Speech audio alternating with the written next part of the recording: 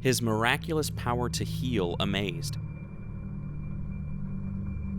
His power to feed thousands excited. And his power to raise the dead proved he was more than a prophet. These feats were signs that demonstrated Jesus was the Son of God.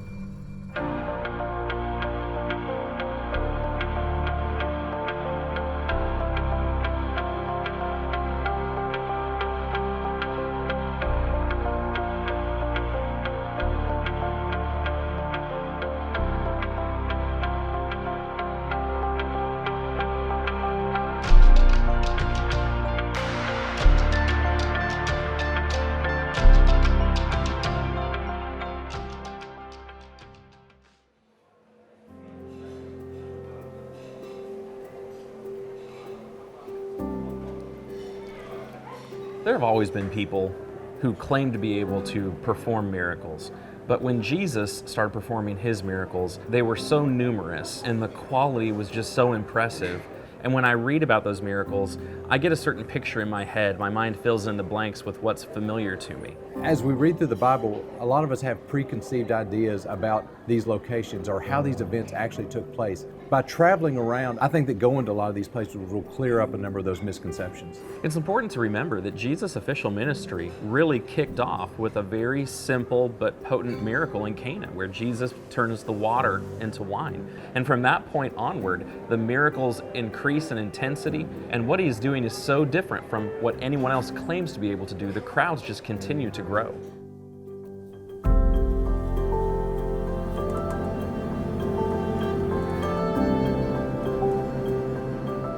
We're wanting to talk about the miracles of Jesus, and there's a place over here on the eastern side of the Sea of Galilee that you're taking us. What miracle did Jesus perform over here? This is the miracle of Jesus casting the demons into the swine, a site called Kursi. We know this event happened directly on the Sea of Galilee because we know that the swines ran down a steep embankment and into the sea.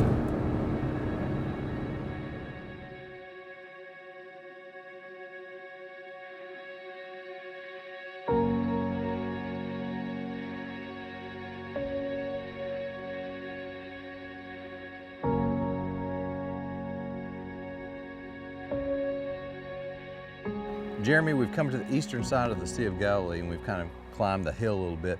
And I did that because I wanted us to read a passage. They came to the other side of the sea, the country of the Gerasenes.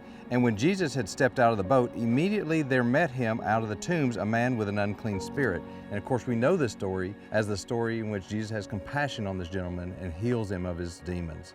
Now, this is a really famous story. This is the man that is possessed by Legion, and the other gospel accounts let us know that there were 2 men that were healed that day. It was during that trip over here from Capernaum when Jesus calmed the storm. And as soon as he finished healing this man, they asked him to leave, and so he sailed right back. He came over here for 2 Gentile men across a stormy sea, which I think speaks a lot to the compassion of Jesus. We know that he cast the demons out of the man and into a herd of pigs, and the herd, numbering about 2,000, rushed down the steep bank into the sea and drowned into the sea. And of course you can kind of picture that whole story happening right here. It's not just a cliff that goes to the edge of the water. There was a considerable distance, at least a few hundred yards, between the bottom of the embankment and the water's edge.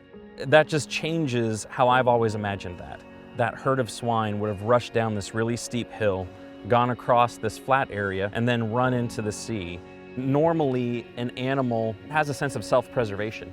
And so even though it may have survived running down a steep embankment, it would have stopped in the plain, but these thousands of pigs didn't, which further attests to the fact that there was something controlling them other than themselves. Jesus performed signs that demonstrated that he was from God, that he had control over everything and everyone, even spiritual forces like demons.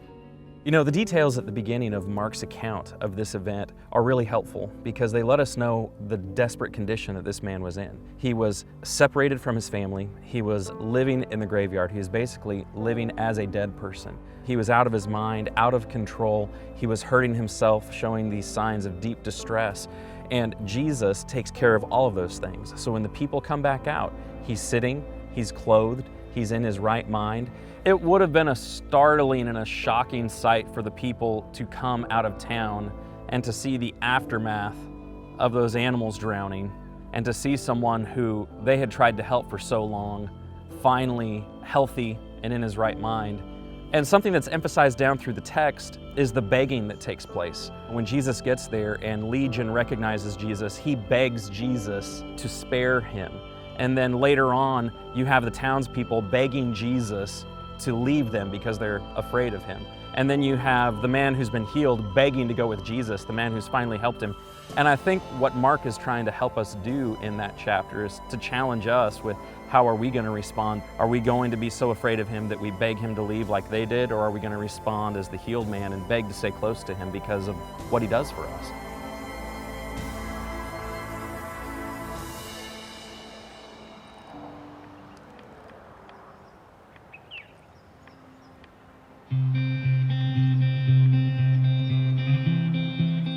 Jeremy, we're standing on top of the archaeological site called Et Tel, and many people think this is ancient Bethsaida. Now, there's a number of different places that could be Bethsaida. In fact, there's one right down in the valley that they're digging on right now. We came up here because I wanted to read a passage to you, and it says, "On their return, the apostles told him all that they had done, and he took them and withdrew apart to a town called Bethsaida." And this is the beginning of the account of Jesus feeding the 5,000. And that probably took place right here in this plain of Bethsaida, just down below the hill where we are now. Now, it's helpful to put that feeding in context. The disciples had come back to tell him all that they had done. They had been sent out on that limited commission. But the other piece of news that they brought to him was that Herod Antipas had just killed his cousin John the Baptist down at his black fortress. And what the other Gospels reveal is that hurt, and he was trying to get away to a desolate place to let them recharge and also for him to grieve the loss of his cousin. And so they came across the sea over here toward Bethsaida, and the crowds saw that he was heading this way, and so they ran around the north side of the Sea of Galilee and beat him here.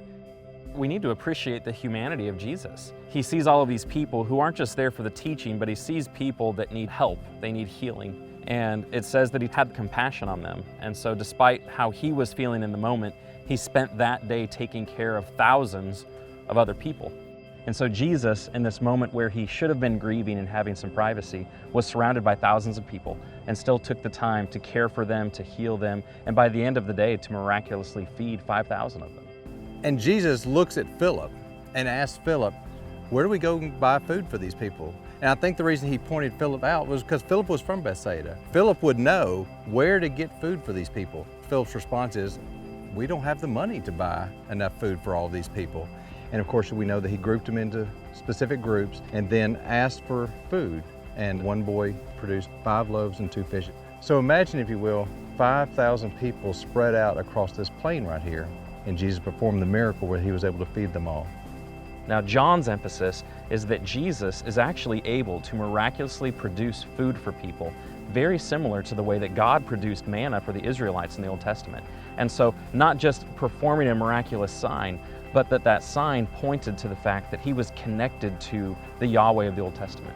It would have reminded them of Moses and the wandering of the Israelites and the fact that God miraculously provided food and manna for them.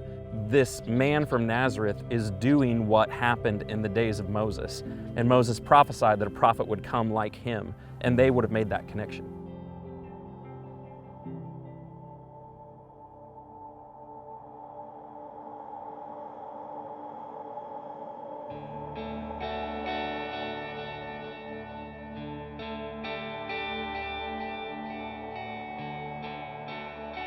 After Jesus was rejected at Nazareth, he moved to Capernaum and really set up this city as kind of his home base for his ministry in this area. A lot of the miracles that are recorded in the gospel either took place here or just outside of here. When he walked across the Sea of Galilee at night, he was coming from the opposite side of the sea, coming toward Capernaum. And if he hadn't intercepted the boat, he would have passed by them and come here to this harbor. We mentioned the casting out of the demons into the swine. Well, that started here and stopped here. He took off from Capernaum, and then when he came back to Capernaum. Capernaum was a small village on the northern shore of the Sea of Galilee. Probably had a few hundred people in it. And given the miracles that are recorded for us in the Gospels, of all the things that Jesus did there, obviously he would have been well known in the community. Anytime he came to Capernaum, people would have known about it. Now, there are a lot of miracles that we could talk about, but there's one that I think is extra special. It's over in Luke chapter 8. And as Jesus is coming into town, Jairus, the ruler of the synagogue, has a daughter across town who is very, very ill. And so he sends word asking for Jesus to get to him and try to help his daughter. And as he comes through town, crowds start to surround him. And in the midst of all of that is when a woman who has had a flow of blood for 12 years and has been spending all of her livelihood, gone to all of these doctors to try to take care of that, comes up to Jesus and she just touches the edge of Jesus' garment. And as soon as she does that, she feels within herself that she's been healed. And Jesus stops and makes a comment about it and gives her opportunity to acknowledge what she's done. And in that interlude, the ruler's daughter actually dies. And by the time he gets there, the mourners are already there. But of course he goes in and he raises her. There's just so much about the facts in that miracle that testify to Jesus and who he is and how compassionate he is. You have this woman who for 12 years has been ceremonially unclean. It's hindered her ability to be social, and she has exhausted every possible way to heal herself. She is hopeless. There's nothing left. She's so desperate that she's willing to try to sneak a miracle from Jesus because her condition is such that it's a very delicate matter. And what Jesus does at first glance seems kind of cruel. He draws attention to her. It says the crowd was kind of jostling him and he asks, "Who touched me?" And his disciples are a little indignant. There are all these people. What do you mean, who touched you? When he mentions it again, she comes forward. She tells him everything that happened and he says, "Go in peace, your faith has made you well." And what he did, you think about her situation. If she had left that crowd without Jesus having done that, she would have felt like she had stolen something from God. And she wouldn't have been as apt to have shared the news about it, and she would have felt guilt over that. Instead, Jesus provided her an opportunity to be open and to come clean about it and to be more public with it and walk away feeling like she had been granted a gift, not that she had taken anything. The way that he interacted with her was so compassionate. There's just so many details. I always think about that miracle when I think about Capernaum. Unfortunately, after him living there and doing so much, Capernaum is one of the towns that he pronounces a woe on when he's done with his ministry because it says they didn't believe, which is just so shocking to think, look at all that he said and all that he did in that spot, and the town didn't believe. And I think that's a warning to us that we need to pay attention, and we need to make sure that we pay attention to what Jesus says and what he does so that we don't end up with the same woe pronounced upon us.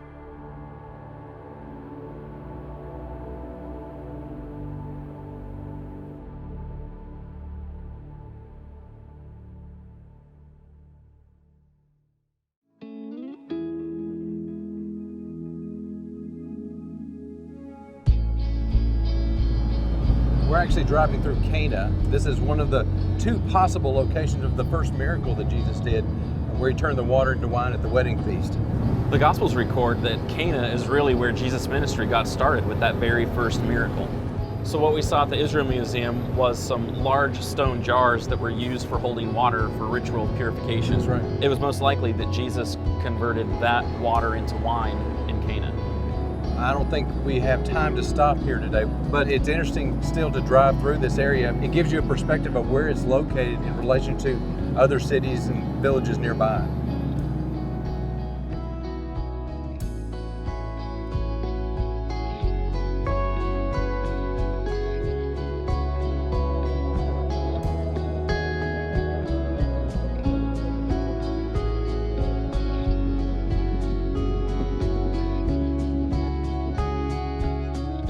Visiting ancient Jericho, I really enjoy going there because you get a different perspective of the city. We hear about Jericho a number of times in the Bible. Outside of Jerusalem and maybe one or two other cities, it's mentioned more times than any other city in the Bible.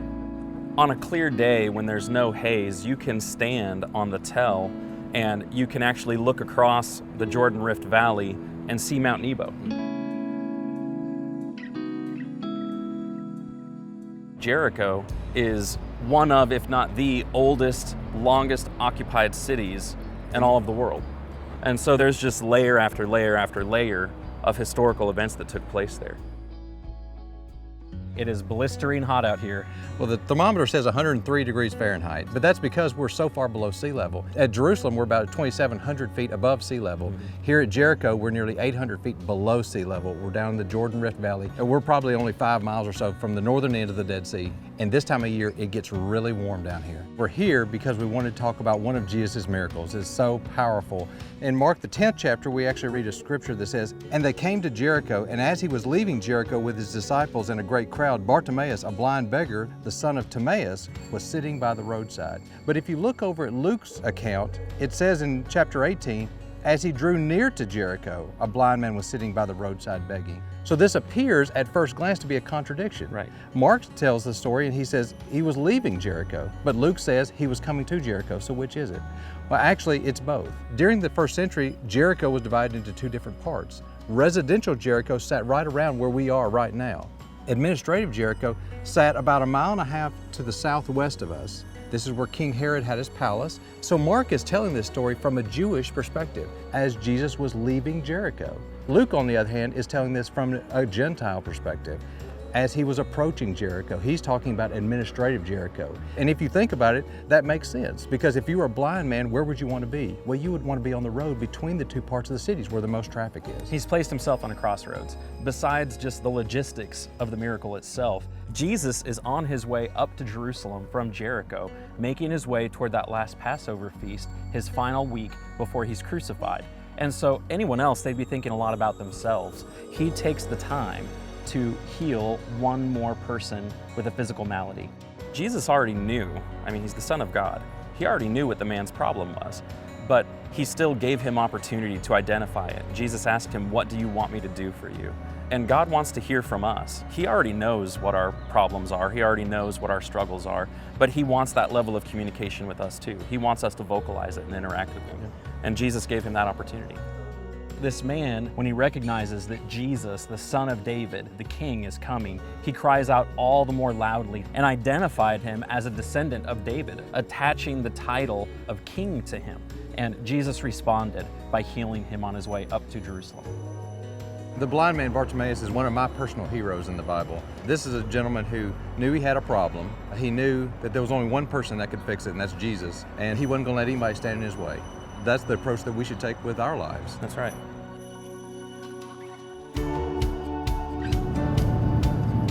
There's a wonderful story of Jesus having compassion on a blind man in John the 9th chapter, in which he tells the man to go down to the pool of Siloam and wash his eyes. It's just a beautiful place, and I just love the story. Now there's a picture that I have in my mind that I've seen since I was a kid, and it shows this pool of water off to the right and some stairs going up to the left. That's the image I've got stuck in my head. Was that accurate? For many, many years, there was a misunderstanding about exactly where the pool of Siloam was located. This is actually the picture that you've seen. This is a picture of a pool that sat underneath a Byzantine church built around the 4th or 5th century. It's at the exit of Hezekiah's tunnel, which comes out the western side of the eastern hill here in Jerusalem. And it wasn't until recently that they found the real pool of Siloam. They found it while doing some excavations. They were digging for a sewage line in town, and what they found was a 1st century Roman Herodian style pool, and it was in the right area, so they knew they'd finally found the pool of Siloam. During one of Jesus' trips to Jerusalem, his disciples saw a blind man and had the question, who sinned, this blind man or his parents, that he's blind? And Jesus, in answering their question, actually bent down, spit in some clay, rubbed it on the man's eyes, and sent him to wash. Now, where that miracle took place was somewhere in between here and there. Where are we walking? We are on a 1st century road that leads from the Temple Mount area behind us all the way down to the Pool of Siloam. We're about 15 or 20 feet underground, but they have excavated this just within the last couple years. And after he would have washed and realized that he was miraculously healed, he likely would have gone back to the temple. And it's possible he would have come back up this exact same road. This would have been the main road between the Pool of Siloam and the Temple Mount. As you get closer to the Pool of Siloam, they've uncovered more of the width of the road. So it's actually much wider in the 1st century than it is when we were walking on it. So if you can picture it, at least 6, 7, 8 times wider than what we actually see. This was a major thoroughfare going through town. This is a beautiful artist representation of what the Pool of Siloam would have looked like in the 1st century. The pool is so much larger than I imagined it to be. I mean, it's almost the size of a swimming pool. Yeah. During the first century, especially among the Jewish people, there was a practice of ritual bathing before you did anything of a religious nature. And so there were a number of these pools or mikvahs around the area. And sometimes they were much larger, like the pool of Siloam. And so this pool would have been a pool that people would have gone to go through the practice of ritual bathing before they went up to the temple. Barry, we've come out of the tunnel and we look to be on some steps. So I'm assuming we've reached the pool of Siloam. We have. This is an active dig site. They're still digging here. They're still doing a little construction here. They've only actually exposed one side of it. And what you have is the typical Herodian style with step, step, step, flat area, another few steps, another flat area. The rest of the pool of Siloam, probably 90% of it actually sits behind us, but it's on private property. And that's good and bad. It's bad in the fact that we can't see it, but it's good in the fact that we know it's there and it's protected. This pool, which is mentioned over in John 9 with the healing of the blind man, is a significant part of that event. You have this man who's been born blind and they want to know whose fault was that? Was it his parents or did he do something? Really similar to the question that Job's friends asked him in the Old Testament. Is there such a thing as innocent suffering? Is all suffering a direct result of someone's personal guilt? And Jesus' answer was no. It wasn't a result of him sinning. It wasn't a result of his parents sinning. We live in a world that's been broken by sin. And as a result of that, people get sick, there's disease, we see death, we see natural disasters. So it answers that question. I don't always suffer because of a direct result of my own personal sin. But I live in a world where it has been cursed. And even in the midst of that, God is able to be glorified in how we respond to that innocent suffering. It's a rich, rich text.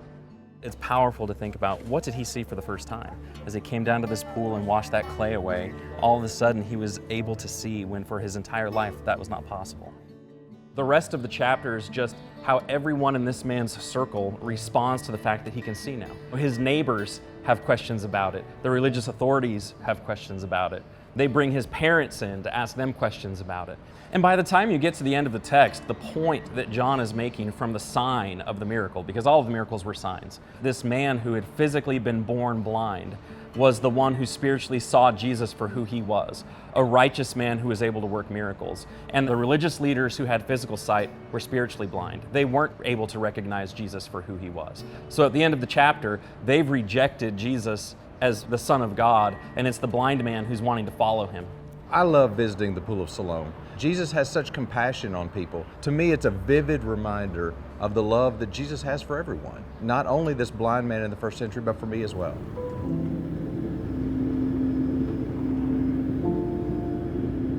We just left Jerusalem, the pool of Siloam. Where are we heading? We're heading to the tomb of Lazarus in Bethany. This is a pretty significant miracle. I mean, he personally knows the people involved. The story even tells about how he wept. This was someone very close to him, but he used the opportunity to show the power of God in doing what he did. Have you been there before? I actually haven't been there before, so I'm looking forward to being there, but I've seen a number of pictures and a number of videos about it. We're probably going to have to get down on our hands and knees and crawl a little bit. And it's going to be dimly lit, low clearance, and it should be a real adventure. I'm looking forward to being there. This is a difficult place to get to now. A number of years ago, they put up the separation wall between Jerusalem and Israel and the West Bank, and a lot of tourists don't come to this area anymore. We don't know exactly which tomb Lazarus was in, but we know that those tombs are first century tombs, so they're a good representation of what Lazarus would have been laid in when Jesus came to raise him from the dead. When Jesus heard it, he said, "This illness does not lead to death. It's for the glory of God, so that the Son of God may be glorified through it."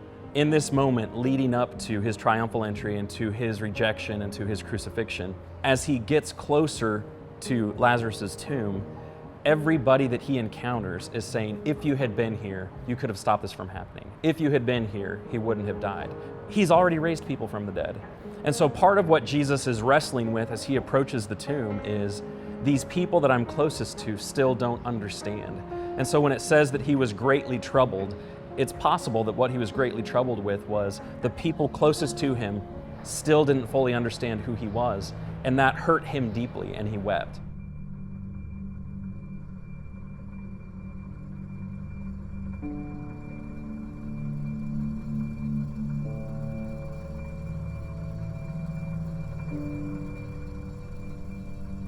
When you get into the vestibule, there's a rectangular opening in the floor that gives you access to just 2 or 3 stairs, and then you have to get on your hands and knees and crawl into the actual tomb area itself.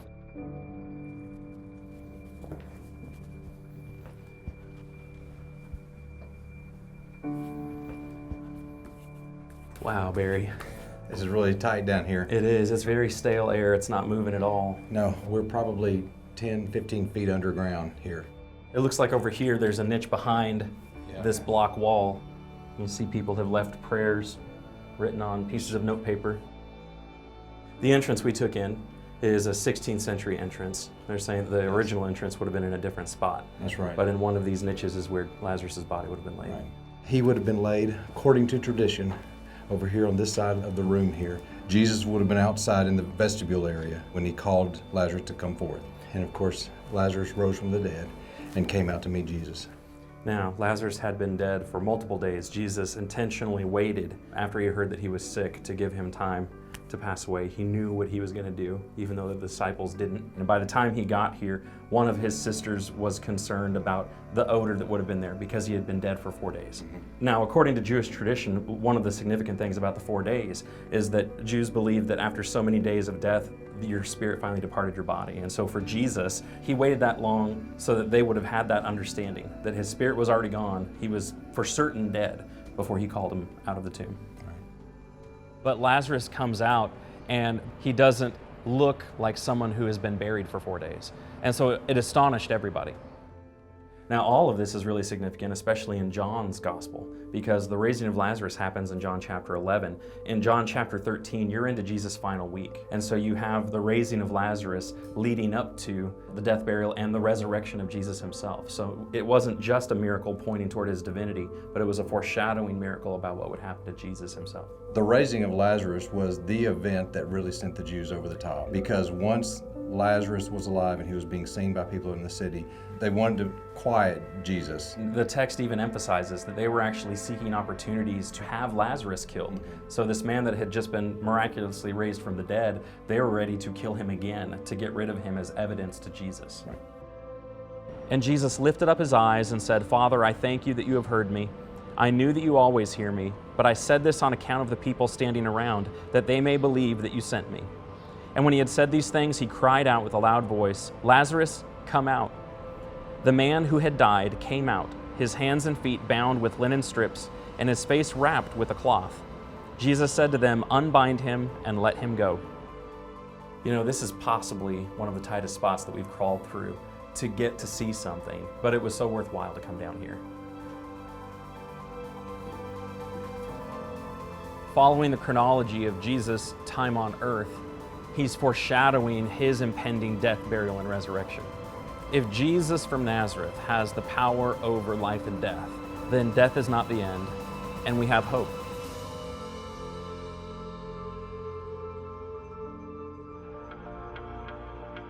After John the Baptist was arrested by Herod Antipas, he sent some of his disciples to Jesus with an interesting question.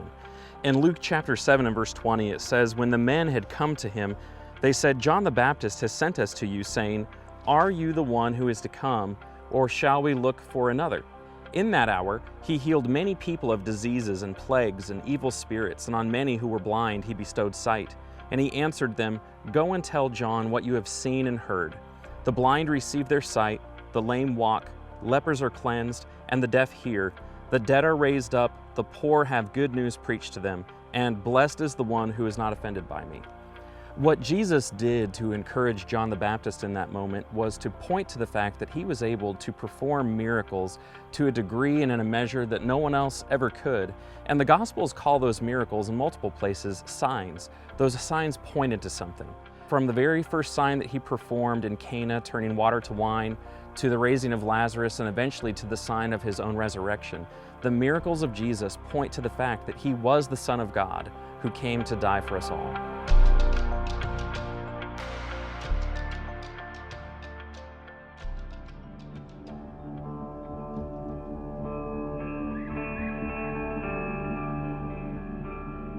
Jesus taught with authority. He taught about the heart. His words, his examples, using a coin, talking about water. He taught simple yet profound lessons that convict and apply even today.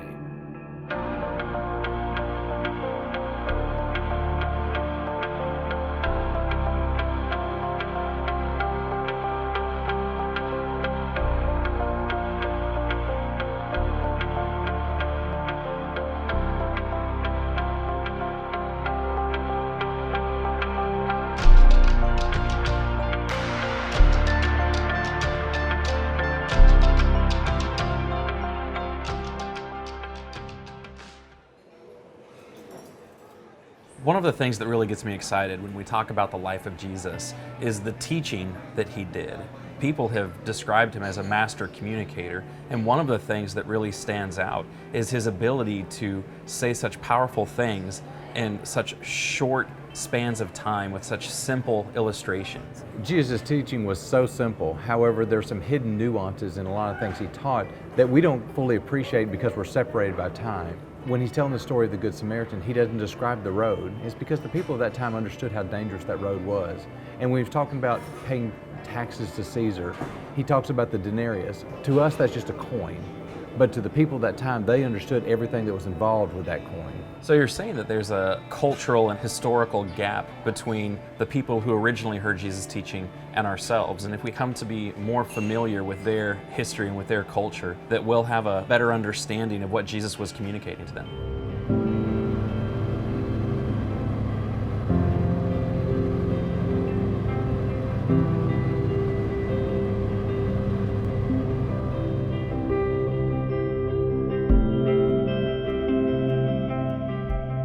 We are at the Church of the Beattitudes, which is on the northern side of the Sea of Galilee. It's built on top of a site that was established in the 4th century. And I wanted to bring you up here because this is the possible location of one of the most famous sermons that Jesus ever spoke. In Matthew 5, verses 1, it says, "Seeing the crowds, he went up on the mountain, and when he sat down, his disciples came to him." And of course, we know this as the beginning of the Sermon on the Mount. Now, whether it happened exactly here or somewhere near here, the geography of the area fits the description in the Bible very closely. It has fantastic gardens. As soon as you walk up, you're just greeted by these flowering bushes and trees and shade, and the rest of the hillside doesn't have that. So to walk up to such an incredibly beautiful place is special. This area would have been very important for Jesus. Not only did he live here, but there's a strategic importance as well. The Via Maris ran from Egypt all the way up to Mesopotamia. And so anybody traveling through this area would have listened to the teaching of Jesus or heard some of the stories about some of the things he did and would have been able to carry the news of that throughout the world. Jesus' Sermon on the Mount, Matthew takes up 3 chapters to cover that, Matthew 5, 6, and 7.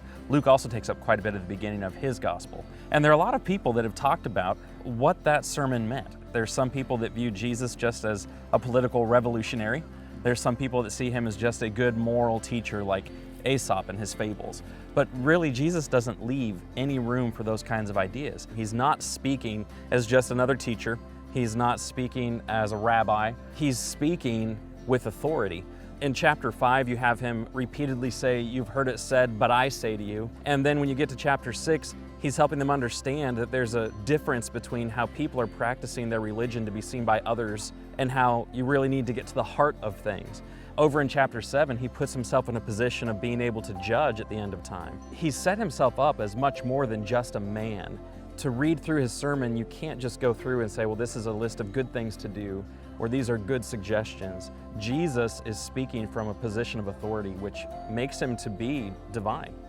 All the way through the Sermon on the Mount, he's trying to explain what it looks like when people belong to his kingdom, this spiritual kingdom, starting with Beattitudes, what it means to pray, making sure you do things with your focus on heaven and not trying to please men, the golden rule, which almost everyone is familiar with, and then he closes it with a 3-part invitation. And that last part is where he's challenging people to think about what they're building their lives on. Are they going to build their lives on anything other than God, which is like building your house on sand? Or are you going to build your life and your house on the authority of Jesus and his teaching as the Son of God? And if you do that, you're like someone who builds your house on a rock that's going to be able to weather whatever kind of storm life may throw at you. I would have loved to have been in the audience. When he got through, they were amazed at his authority. To think about being at the top of the mountain from Jesus' perspective and looking down and seeing all these people that were so spiritually hungry finally being fed is just overwhelming. And the fact that we're able to sit at his feet today and experience the exact same thing, no matter where we may be sitting or no matter where we may live, we can experience the exact same teaching. At the very end of the Sermon on the Mount, it says that he left the mount and he went down to Capernaum. And if you look over my shoulder, you can actually see Capernaum just down the hill from where we are. It's a wonderful illustration of what we read in the Bible. We know Jesus did a lot of teaching on the northern side of the Sea of Galilee. There's that triangle up here on the north between 3 cities where he did 80% of his ministry. Now, where would we go from here to see some of those places? Well, we want to go down to the Cove of the Sower. This is where he pushed off into the water just a little ways so he could speak to the people on the hillside. Well, I think this is right. You can correct me. You have never led a tour group down to the Cove of the Sower. No. And why is that? It's almost impossible to get to. Okay, so it was amazing to go to. It was a lot of work. It was worth the work. But the average person coming to Israel is not going to make that stop. No, from the place that we found to park that we could access it, it was probably 45 minutes hike. Over rocks. It was very difficult to get there.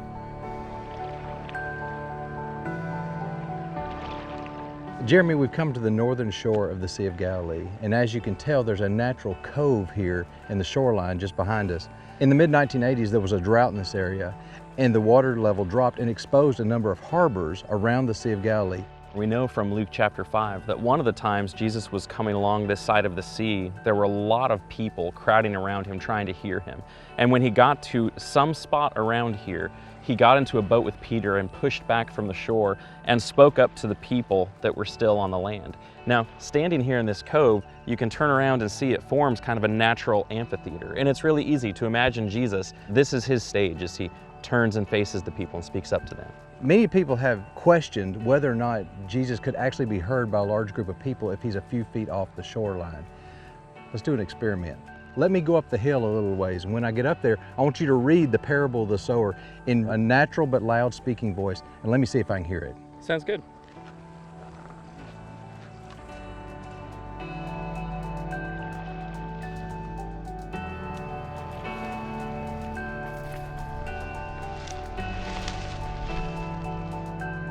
Okay, Jeremy, I'm in position. Go ahead and read that passage and let me see if I can hear you. All right, I'm going to read from Matthew 13. That same day, Jesus went out of the house and sat beside the sea, and great crowds gathered about him, so that he got into a boat and sat down. The instant he started talking, I thought for a second he was still using the intercom. I could hear him perfectly. No doubt if I was twice as far away, I could have heard him easily. And the whole crowd stood on the beach, and he told them many things in parables, saying, A sower went out to sow, and as he sowed, some seeds fell along the path, and the birds came and devoured them.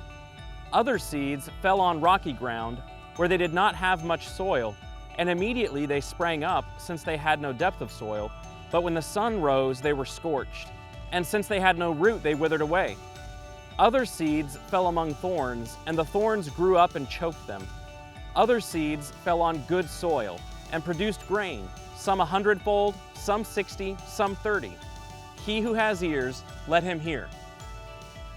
The parable of the sower really marked the beginning of Jesus using parables in his ministry. That one really paved the way. And you finally get to the end of the parable and Jesus has this invitation. He who has ears to hear, let him hear. Explaining even to his disciples afterwards, who didn't get the parable, that we need to make sure that we're paying attention and allowing Jesus to teach us what he wants to teach us, and that we're going to hear and allow his word to go deep into our lives.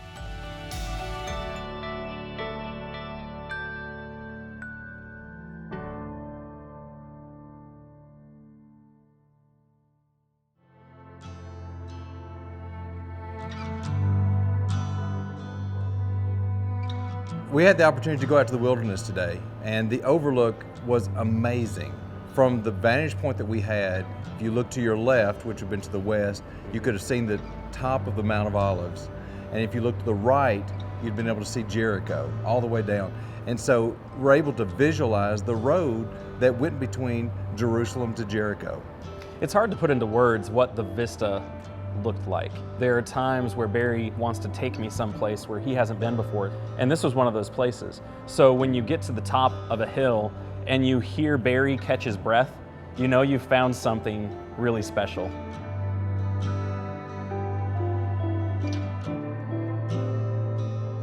When Jesus was teaching in parables, there's a certain parable that he gave when a lawyer came to test him, and he was asking him what he needed to do to inherit eternal life.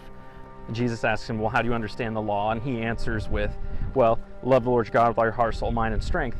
And the second law, which is like it, is to love your neighbor as yourself. And Jesus says, you've answered correctly. The lawyer says, I've done all of those things. And then the lawyer was seeking to justify himself and asked him another question. Who is my neighbor? Trying to prove that he's good and righteous. He answers that question by telling the people a story. A man was going down from Jerusalem to Jericho, and he fell among robbers who stripped him and beat him and departed, leaving him half dead. We're on a road between Jerusalem and Jericho. Jerusalem sits about 8 miles to our west here, and you can see it up on the ridge. Jericho sits behind us about 6 or 7 miles.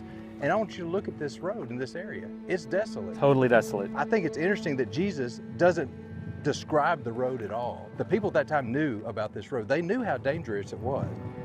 The road between Jerusalem and Jericho would have been really hot and dry and dusty. It was a place you wouldn't have wanted to have stayed for very long. This was not a hospitable place. On top of that, to have been wounded and left on the side of that road exposed, he was in really dire straits and eventually would have died if he didn't receive help. And so Jesus has set him up. He needs someone to assist him, and then starts to give several people that were in that position to assist and chose not to. There are several people that pass him by. There's a priest that sees him and passes by on the other side of the road. There's a Levite that sees him and passes by. And the person who finally stops, which would be so offensive to a Jew, is a Samaritan. And he stops and he takes care of him. He takes him down to an inn. He pays for his wounds to be bound up. It was this person that finally stopped, which would have shocked everyone that was listening to Jesus at that point. Jesus is taking the next step. From the time of Abraham, the Israelites were God's family. This was his chosen people. And I think by including the Samaritan in this story, and by especially making the Samaritan the good guy, he's expanding that to tell the full story that he was coming to save not just the Jewish people, but everyone. And Jesus just wraps up with a question then, who proved to be a neighbor? Making the point that loving your neighbor has nothing to do with proximity, but opportunity to do good to somebody who's in need.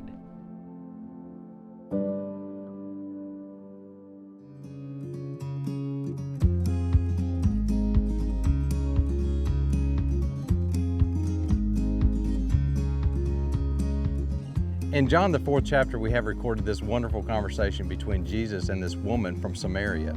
The scriptures tell us that took place at a well in the city of Sychar. Sychar is modern-day Nablus. Well, I want to take you to the city of Nablus because there's a Greek Orthodox church there in which contains Jacob's well that we read about in the Bible. It's an hour and 15 minutes north of Jerusalem. It's right in the middle of the West Bank. As you approach Nablus, you have the opportunity to drive through what we refer to as Samaria in the New Testament times. And one of the things that strikes you immediately is how hilly and how mountainous that area is. Imagine walking that. It would be very, very difficult. And the scriptures even say that Jesus, when he approached this well, he was thirsty. That's why he stopped there.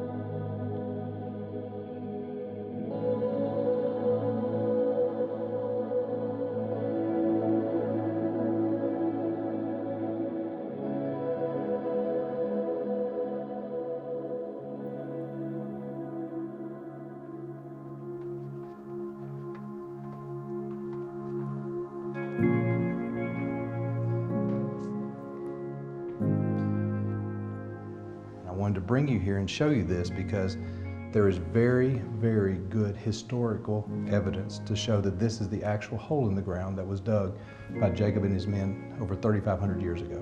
We're not able to say that very often. No, we're not. But the historical evidence here is very, very strong.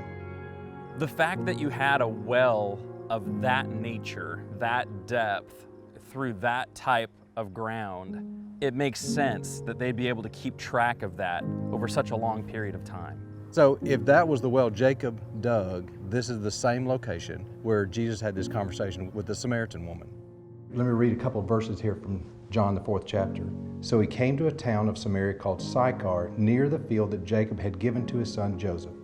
Jacob's well was there. So Jesus, wearied as he was from his journey, was sitting beside the well, and it was about the 6th hour. To have Jesus in Samaria in the first place and to initiate this conversation with a Samaritan woman is pretty significant. The woman went into logistics. How on earth are you going to get any water? The well is really deep. I'll tell you what, why don't you draw some water for us?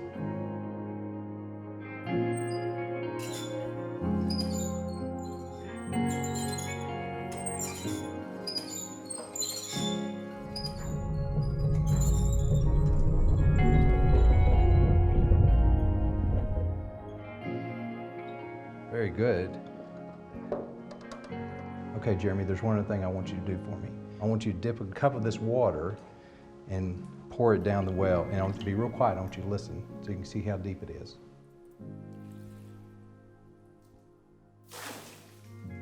How high up is that? It's amazing, isn't it? It's got to be well over 100 feet deep. Wow. Yeah. There are nuances to the story about the depth of the well that we would just gloss over. Well, of course, the well is deep. So going to that place and playing with the water really highlighted a seemingly insignificant line in this interaction between Jesus and the Samaritan woman. And there are things like that all through the Bible. And they emphasize these were real people and real places, and even those small details are important and connect us to reality. Jesus stops and interacts with a Samaritan, but not just any Samaritan. He interacts with a woman, which is culturally not normal, and he interacts with a woman of disreputable character. I mean, she's had multiple husbands. He's never met her before, but he understands what her character has been. And he has this long verbal exchange with her, and at the conclusion of it, he's able to talk to her about who the Messiah is and how to worship God. What Jesus was trying to get to as he interacted with this woman was to make the connection that he was providing living water to her. And they go back and forth with this dialogue. The topic changes quickly over the course of a very short conversation, but Jesus is moving it to a very important point. There are a couple of passages at the end of that exchange where the woman said to him, "I know that Messiah is coming, he who is called Christ. When he comes, he will tell us all things." And Jesus said to her, "I who speak to you am he." And so Jesus reveals to this Samaritan woman that he's the long-awaited Messiah. And she runs into town and tells everybody what she's experienced. They all come out, and he spends a couple of days there and helps this entire town come to realize who he is. So many biblical events happened right here. There's just so many layers of history to this one spot.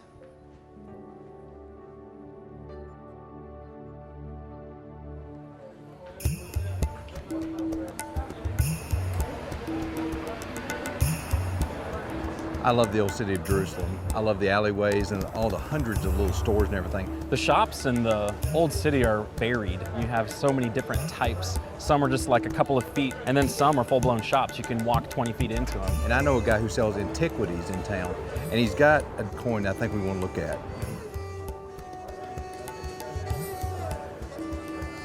Hello. Jeremy, earlier today you had asked me about a denarius. I did. So I want to introduce you to Zach. Nice to meet you. He's got a store here in the old city. He has a denarius. You're talking about the tribute penny when Jesus said, "Show me dinar"? Yes. That's exactly right. Yes, because this is a specific dinar that was used by Caesar Tiberius. Please. There it is. Feel. Oh, look at the impression on that. That's a beautiful coin. The coin itself was not that large, probably about the size of a dime. Just a little bit bigger than a button on a shirt. The one he had was very well maintained. It still had a beautiful shine to it, and the relief on both sides was still remarkable. It's very light. It's a lot lighter than I would expect. Similar to aluminum, obviously much sturdier than that. It's a low silver. It's not like sterling silver. They did not have enough fire to make as good silver as we have today. Romans were very professional in making coins. And then when we understand coins, it opens very big windows in the New Testament. This is the image of Tiberius. And who have seen the image of Tiberius have seen him. So they won't trick him, shall we pay taxes or not, just like to embarrass him. When we look at the dinar, we need to understand what is written. It's written here, Tiberius T. Caesar Diva, like divinity in Caesar Tiberius, which is against the Jewish law. The second side written in Tiberius Augustus, like he's the highest. It's even more against the Jewish law. But what's more shocking is his nickname. You can see here his nickname is Pontiff Maxime, like the highest priest. Oh, it was enough embarrassment for the Jews, or for the Pharisees specifically there. You're holding a coin for someone calling himself the highest priest. It's unkosher coin to be carried. And Jesus teaching so much by using the impression on a coin. Whose face is on the stamp? This belongs to that person. Render to Caesar the things that are Caesar's, and to God the things that are God's. So that's why they left with no talking, and the story ended up over there. And his ability to use a simple coin and a face on a coin to teach all of that says a lot about Jesus' ability to teach. Yes, he was tough. Yes. He was a strong man that faced the Pharisees and embarrassed them on the spot. Yes. Show me, Dinor. Well, and all of these things, rooted in the antiquities, help us understand that Jesus was real, these events were real, the coins that he spoke of were real. Zach, thank you for everything. Yeah, see you again. Yes, sir, absolutely. See you Good to again. see you. Bye-bye. Thank you. Bye-bye. From now on, every time that I read that event of the disciples asking Jesus about paying taxes, I'm going to be in Zach's shop with him pulling out that denarius and pointing out the inscription and the words around the side.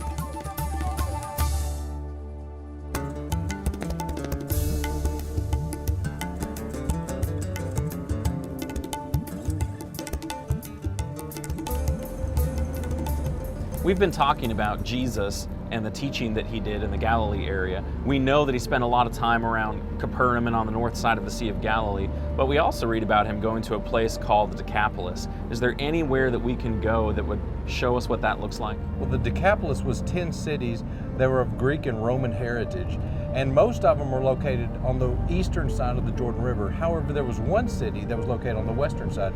That's the city of Scythopolis. That is also the same site of the Old Testament city of Bethsaida.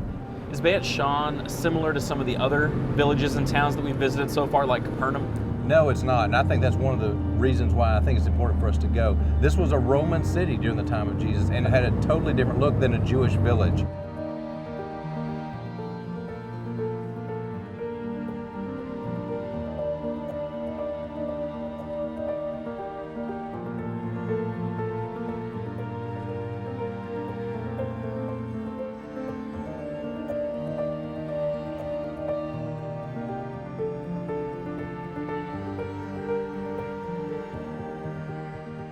We're in Bethsaida, which in the first century was known as Scythopolis. The Decapolis was a group of 10 Greek and Roman cities, one of which fell on the western side of the Jordan River. Realizing that Jesus came to Greek and Roman cities helps us to appreciate the truth of John the Baptist's observation when he saw Jesus. Behold the Lamb of God who takes away the sins of the world.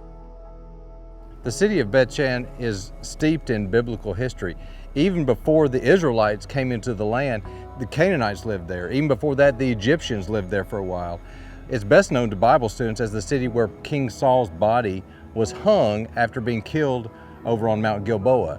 And it's so different from the northern towns here in Galilee. When we think about Capernaum or even Bethsaida, they just seem so rural compared to how refined and large and big city upscale Bethsaida was. Most of the cities that Jesus taught in around the Sea of Galilee were nothing more than really than villages, a few hundred people. Scythopolis would have been a community of several thousand. This was a Roman city with a cardo running north and south, with theaters, with bathhouses, with thousands of different people that lived there. Usually when I think about Jesus going into a village or going into a town and teaching and preaching, he's preaching and teaching in a Jewish synagogue. And so it's actually kind of jarring, is the word that I would use, to think about Jesus and his Galilean apostles going into such an industrialized metropolitan place, and how much these men would have stood out when they went in. That just leaves such an impression on me. We read about a number of situations in the scriptures in which Jesus came into a town and immediately the people flocked to him. My impression of when he walked into a place like Bethsaida, he would be at some level an unknown. They wouldn't know who he is until he started teaching. All through Jesus' life, there are these little snippets that hint at the fact that he is a universal Savior. When his cousin John the Baptist in John chapter 1 encounters him and acknowledges, "This is the Lamb of God who takes away the sins of the world," that meant everybody. These little snippets where he passes through a Greek or Roman town of the Decapolis really highlight that truth. From the age of 12 years old, Jesus impressed people and made them marvel at his ability to teach and to communicate such profound truths about God in such simple ways. People were amazed with his authority and his conviction. Now, the Hebrew writer gives us a unique perspective looking back on Jesus' ability to teach. When he said, "Long ago, at many times and in many ways, God spoke to our fathers by the prophets. But in these last days, he has spoken to us by his Son, whom he appointed the heir of all things, through whom also he created the world. He is the radiance of the glory of God and the exact imprint of his nature, and he upholds the universe by the word of his power." When people heard Jesus talking and teaching, he wasn't just another rabbi. He was the Son of God. He was divine. So the next time that you're studying through the teachings of Jesus, really think about the invitation that Jesus extends when he says, "He who has ears to hear, let him hear."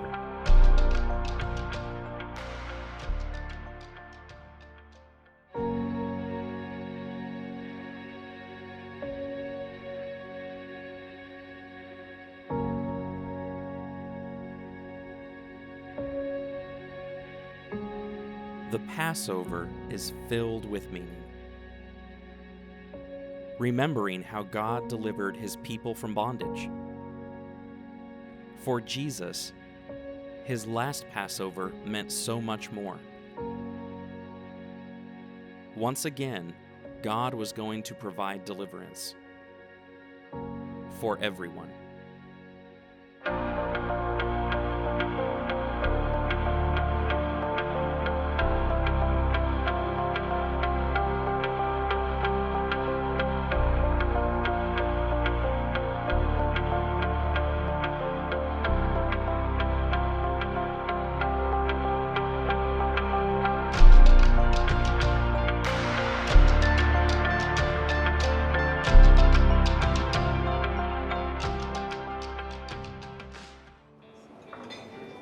Whenever you talk about the life of Jesus, you get to the most important part. You get to his death, burial, and resurrection. And each gospel writer has a slightly different focus, and it can get confusing trying to harmonize all of those accounts. The story of Jesus' final days are recorded by 4 different men in 4 different ways, and it is easy to kind of get lost. What I'd like to do is take a very close look at the final week of Jesus' life, and especially those final hours. I want us to retrace his steps. By visiting these places, I think you can have a different perspective of many of those events, and it'll help you understand the scriptures even more.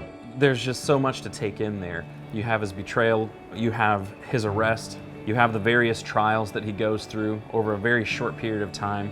So to keep things straight and to maintain a continuity, we're just going to go from start to finish, from his triumphal entry down through his death, burial, and resurrection. To do all of that without stopping is going to help us comprehend where he was, what he was saying, and what was happening around him.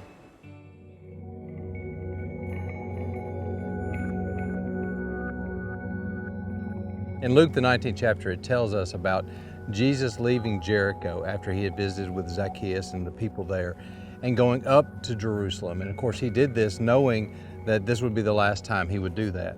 And we were able to go to a location about halfway between Jericho and Jerusalem and look over the wilderness. The entire path would have been 14, 15 miles, and you gain nearly 3,500 feet in elevation. And there's no trees. So you are fully exposed to the sun the entire time. So this would have been a very difficult walk, even under the best of circumstances. As we crested a path along the top of a hill, the whole valley just opened up. And all at the same time, it was beautiful and desolate. There's a passage in Luke, the 19th chapter, that I really love.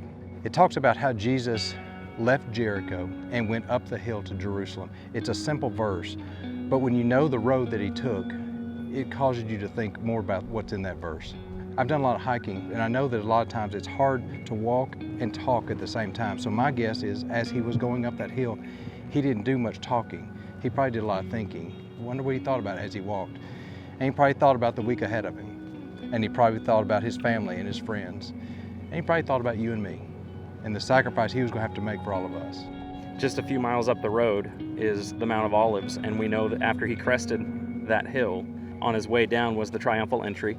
Everybody was excited to see him, but we understand from other passages that he was anticipating their final rejection of him at the end of that week. He understands what's waiting for him on the other side of the Mount of Olives. And even though he's coming up and getting ready for the triumphal entry, where everybody is celebrating and they're getting ready to remember the Passover, there's still a part of Jesus that is apprehensive because of what he's looking forward to. I felt a sense of wonder as I looked at just how beautiful it was. And I also think I felt a sense of foreboding because I was trying to put myself in Jesus' position and imagining what he had to look forward to.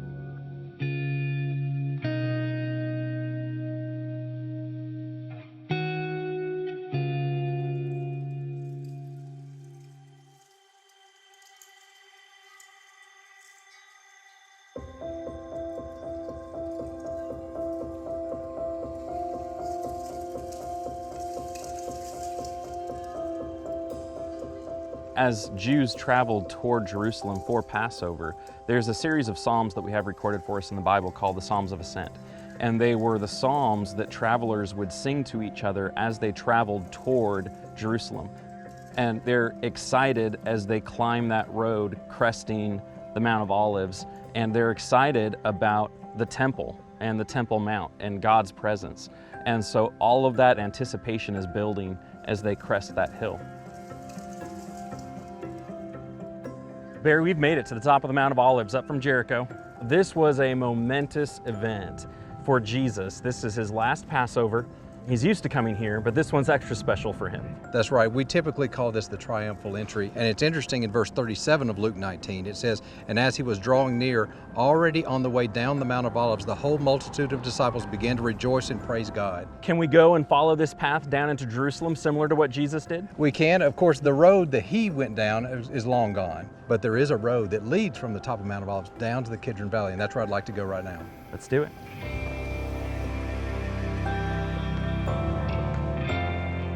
Now on that day, Jesus sent a couple of his disciples into town, and they came back with a donkey's colt for him to come and ride down this road on. They threw some cloaks on the donkey, people were throwing down palm fronds, they were celebrating the coming of the king.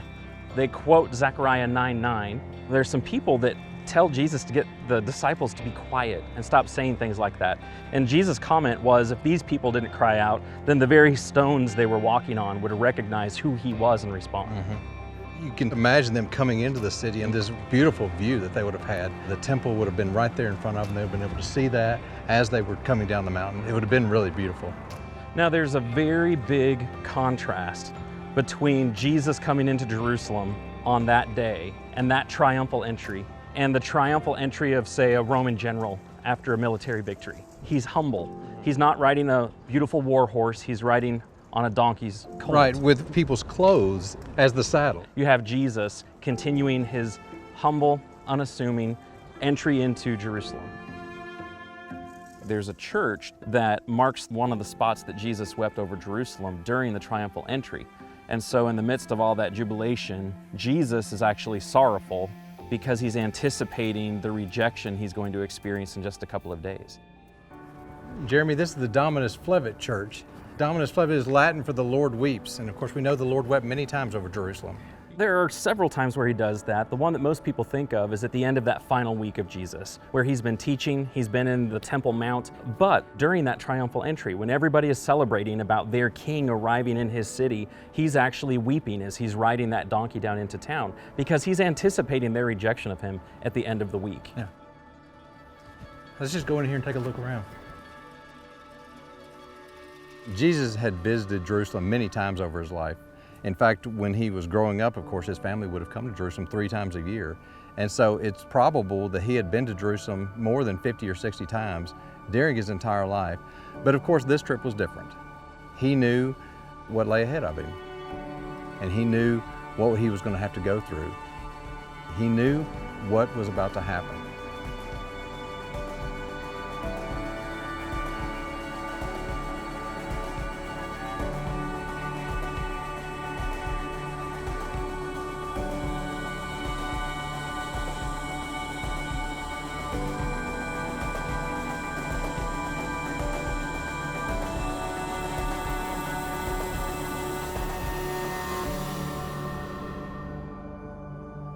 We've got a great opportunity tomorrow because we've been approved to go up on the Temple Mount. I've been up a number of times. It's a wonderful place to visit. The buildings up there are beautiful, and we've actually been given the opportunity to go in a couple of those buildings, and so this is really kind of a once-in-a-lifetime situation. But when we go up there, we need to be respectful of everything they're doing, and we want to make sure that the things that we do are appropriate. And we've been told the different types of cameras we can bring, and so I think maybe, did you bring some of those with you? So just like the Jordan River, you have a GoPro with Yeah. you, keep that on you, you can hold it out and get both of you in the same shot. We'll be capturing footage of us, but then you all will have the smaller DSLRs.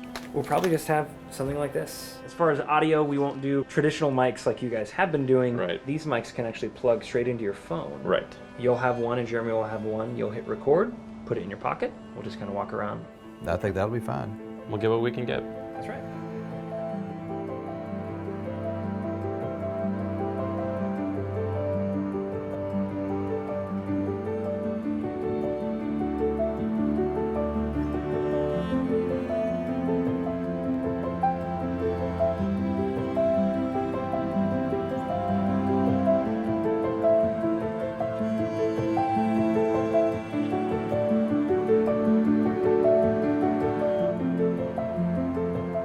There are 3 major monotheistic religions in the world, and they all have a claim to this spot.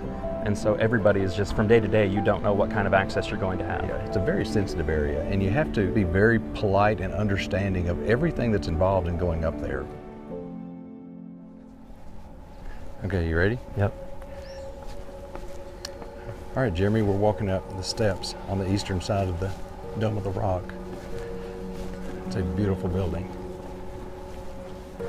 The Mount of Olives would be behind us. I think the Temple Mount is interesting from our standpoint. This is the place where the temple was. Jesus Right. came up here and taught many times. There were a couple of reasons we wanted to come here. One was the original location of the first century temple being here, but also it's pertinent to the life of Christ. All during his ministry, anytime he came to Jerusalem, he would spend time in the temple area. Right. And teaching at the temple, talking to people about the things that he came to talk about.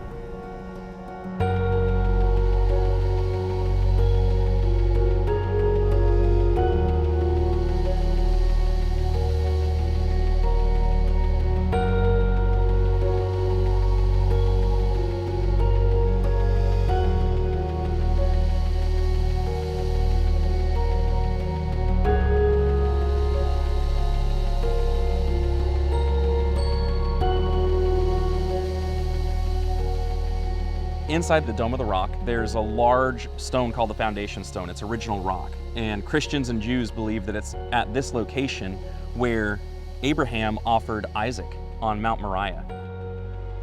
They arrive at that conclusion because in 2 Chronicles, the 3rd chapter, it tells us that Solomon built the temple on the top of Mount Moriah.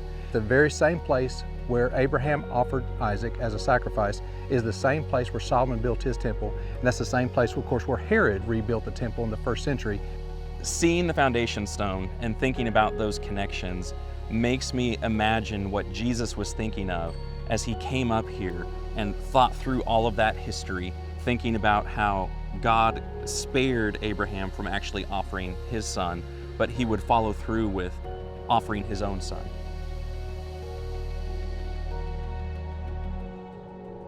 We just came down from the main platform. We're just about, 80 yards away from the Dome of the Rock. It's right in front of us. Now, the reason we're up here is because during the final week of Jesus' life, he would crest that hill behind us and come here to the Temple Mount and do a lot of teaching. He taught a lot of people that last week up here. He came up here to cleanse the temple. We have a recording of that. It was a huge honor to be able to come up here. It was.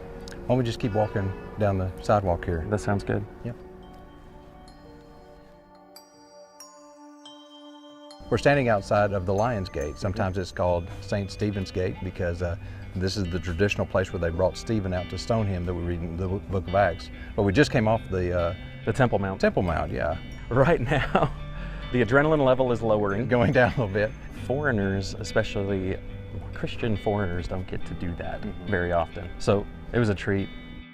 John the Baptist identified Jesus as our Passover lamb who takes away the sins of the world. So for Jesus coming to the Temple Mount as our Passover lamb and witnessing and participating in everything that foreshadowed what he was here to do that final week would have been huge.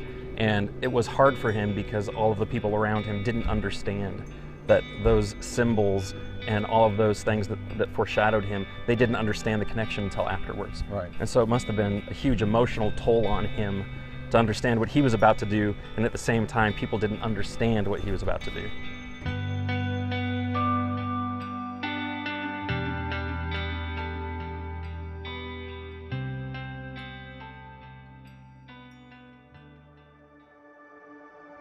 I think Jesus' Last Supper with the disciples is a big question mark to Western readers. Hardly any of us have ever experienced a full Passover meal. Obviously, it was important to him. He explained to his disciples that he had looked forward to doing this with them, and it was something that they did on an annual basis. So to have something that was so integral to his last week and the night of his arrest is really something that we need to spend some time and try to figure out. And Barry found a place where we were able to go and not experience the full 3-4 hour Passover feast, but a very condensed Passover feast. Having the opportunity to sit down and have the same dishes served to us and explained their significance and meaning was very beneficial. Hello. Hello. We serve what we call biblical meals here. I'm one of the main people who leads Passover meals. We basically do a very shortened, approximately half-an-hour presentation that is integrated with the food and the symbolic foods that we have passed down to us by tradition to this very day. There is actually often all kinds of singing involved in Passover. Families get together, it's a family event. And so the first element, this is the plate with symbols in it. Near to the beginning of the meal, we begin tasting things. You know, even though we may not eat traditionally for an hour or two, we start tasting stuff just so people don't get too antsy. And so we've got the sprigs of parsley. Sprig of parsley, a symbol of life, and also of the hyssop that was used to smear the blood on the doorposts, dipped into the salt water, representing the tears of the children of Israel because of the slavery in Egypt, and parsley with salt water. That's really salty. It is. The brownish stuff is actually sweet, and it represents the mortar. So we know that they built 2 whole cities for the pharaohs, it says in scripture. It's sweet. Generally, this is interpreted that even though you work hard, hard work is actually good for humans. And then finally, we have the bitter herbs. And it's supposed to be hot enough that when you taste it, it makes you cry. Again, this idea of relating to the children of Israel in Egypt and their slavery. Thank you. What we do is, first, we taste the bread on its own. So we have a sense of what it's like to eat unleavened bread on its own. This stuff is really nice. But the stuff that we actually normally eat in Passover, it's kind of like a saltless cracker. So we taste the bread. Then we taste it with the bitter herbs, which is very important because the bitter herbs are actually commanded to be eaten. And so we take some of the bitter herbs. Hopefully this is sharp enough to make us cry a little bit. Wow. Then we have a tradition, not something commanded in Scripture, of mixing the symbol of mortar with the symbol of suffering. And so we basically, we kind of put them together and we eat it. It's definitely bitter. There's some bitter in there. Mm-hmm. They complement each other a Yeah, lot. they do. Mm-hmm. They do. And finally, the shank of a lamb. This is purposefully, looks like it's been fired because the lambs are supposed to be cooked over a live fire and not boiled in water or anything else. And this reminds us, of course, of the original lamb in Egypt that the children of Israel slaughtered and used the hyssop to smear the blood on the doorposts and the lintels of their houses. And also then the perpetual sacrifice that was supposed to go on every year at the temple or the tabernacle to remember every year sacrifices were made at the Passover in remembrance of the original Passover in Egypt. So you were mentioning some of these elements over here. You mentioned the bitter herbs. That was a part of that. During Jesus' Passover meal, it mentions that he dipped his hand in the dish. What was that referring to? My impression of my memory says that it was some kind of sop. Usually sop was some kind of vinegary mixture. We see an example of this also in the book of Ruth, where when she's invited by Boaz to partake, there's some kind of vinegar sop there that is part of their daily meal. So I think that's what that would have been. However, it's possible that maybe one of these elements also could have been the case. All right. When we celebrate a Passover meal, there's sort of an order of service that I will go through. The cup is pretty primary. There's 4 cups of wine that we drink. Right. And they're based actually on the text in Exodus that's full of I wills. God says, I will take you out of slavery, I will free you, I will take you unto myself, etc. And it's interesting that traditionally the 3rd cup after the meal is the cup of salvation. And it seems that Jesus picks up after the meal the cup and establishes what we call communion with the cup of salvation, which is what he's about to accomplish that night and the next day on his death on the cross. And so that's very significant, the symbol of the vine. Wine is actually not mentioned in Exodus, but we have it by tradition. And of course, when Jesus with his disciples sit down to celebrate the Passover meal in what we call today the Last Supper, there's wine present, of course, on the table. And in Jewish tradition, wine has a few meanings. First, it's a symbol of joy and of God's provision, but also, especially because of the color, it's also associated a bit with blood. And so this thing that Jesus does, I believe that is already established as having a connection to blood. But then we also have this interesting setup with the unleavened bread. We have 3 pieces of bread that are separated by linen. And this is a specific thing that's related to the Passover celebration. And so we have a very curious tradition. It's not really clearly explained. And that is we take the 3rd of the matzahs that is in here, and at a certain point in the service, we break it, and we take half and put it back together between the other 2 pieces. Again, this was the middle piece. And then we take half and we wrap it in another piece of linen. And this is hidden away by the master of the banquet who's doing the presenting. And the children go on a treasure hunt after dinner is over, and this has to be found. He will redeem it either by money or a gift, and it'll be eaten as a final dessert. Even if mother created all kinds of dessert, unleavened, of course, this will be eaten at the end afterwards, and nothing basically else will be eaten that night. Everyone, of course, has stuffed a big meal. This is very significant. It has a curious name, afikoman, which seems to be a Greek word. One possible meaning is, I have come. This is curious. This is hidden away, and then it's brought back, redeemed, and then it is partaken of.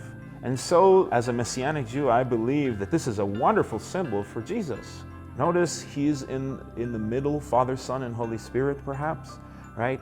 His human nature, he dies, and he's wrapped in linen and buried away. But his eternal nature cannot die, and so it remains with God. And God resurrects him, and Jesus takes the bread, and he blesses it and he gives it to the disciples, says, take and eat of this. This is my body broken for you. And we see this connection with the New Testament. Very beautiful. Because all the other explanations for this in Jewish tradition leave something to be desired. So those are the basic elements of the Passover meal. And just in brief, their significance according to tradition. I think there were 3 layers that we really tried to have explained to us. The first layer was understanding the original setting in which they observed it. So going back to the Exodus, going back to when the Israelites experienced the angel of death passing over their home, and the fact that they had sacrificed a lamb and put its blood on the lintel, and that spared the life of their sons. And then understanding how first century Jews partook of the Passover meal. What traditions had they developed and how did they practice it? And then the third layer was how toward the end of the meal, Jesus made the connection between some of the most important elements of the meal and what he was about to do in becoming our Passover lamb. And the fact that toward the end of the meal, Jesus took this meal in a slightly different direction may have caught them off guard a little bit. They didn't understand what exactly he was doing. Now, would Jesus have acted as the head of the Passover meal that last night? Good question. Very likely, since he was the master and he was the teacher. And we see him taking these elements and renewing them, you might say. Right. And so he redefines the cup and he says, this is reflexive, this is pointing to me. And the sacrifice of the lamb, the shank bone, right? I am the lamb.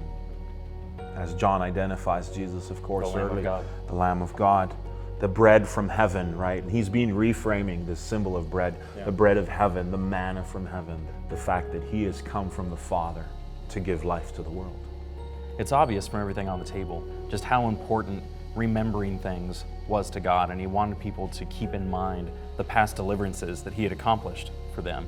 And I think it really stands out that Jesus, during that last Passover meal, is making connections for them, trying to help them understand that he has become the Lamb of God, that he's about to sacrifice himself, and he's connecting himself with salvation.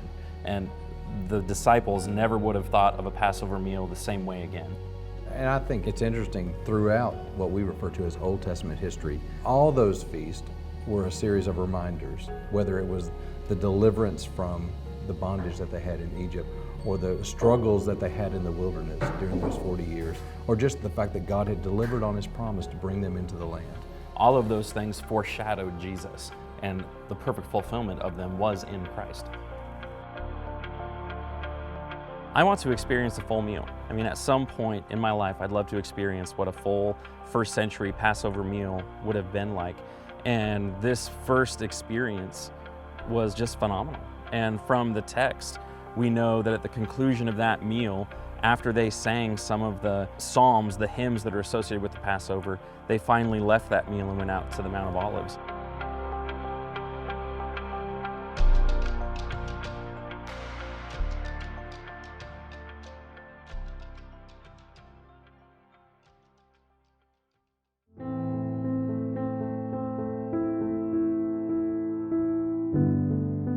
He had been in this garden before. It was a quiet place to pray. But this night would be different. It would begin the culmination of God's masterful plan. Jesus wrestled with what was to happen. Yet he submitted and said to God, "Not my will, but yours be done."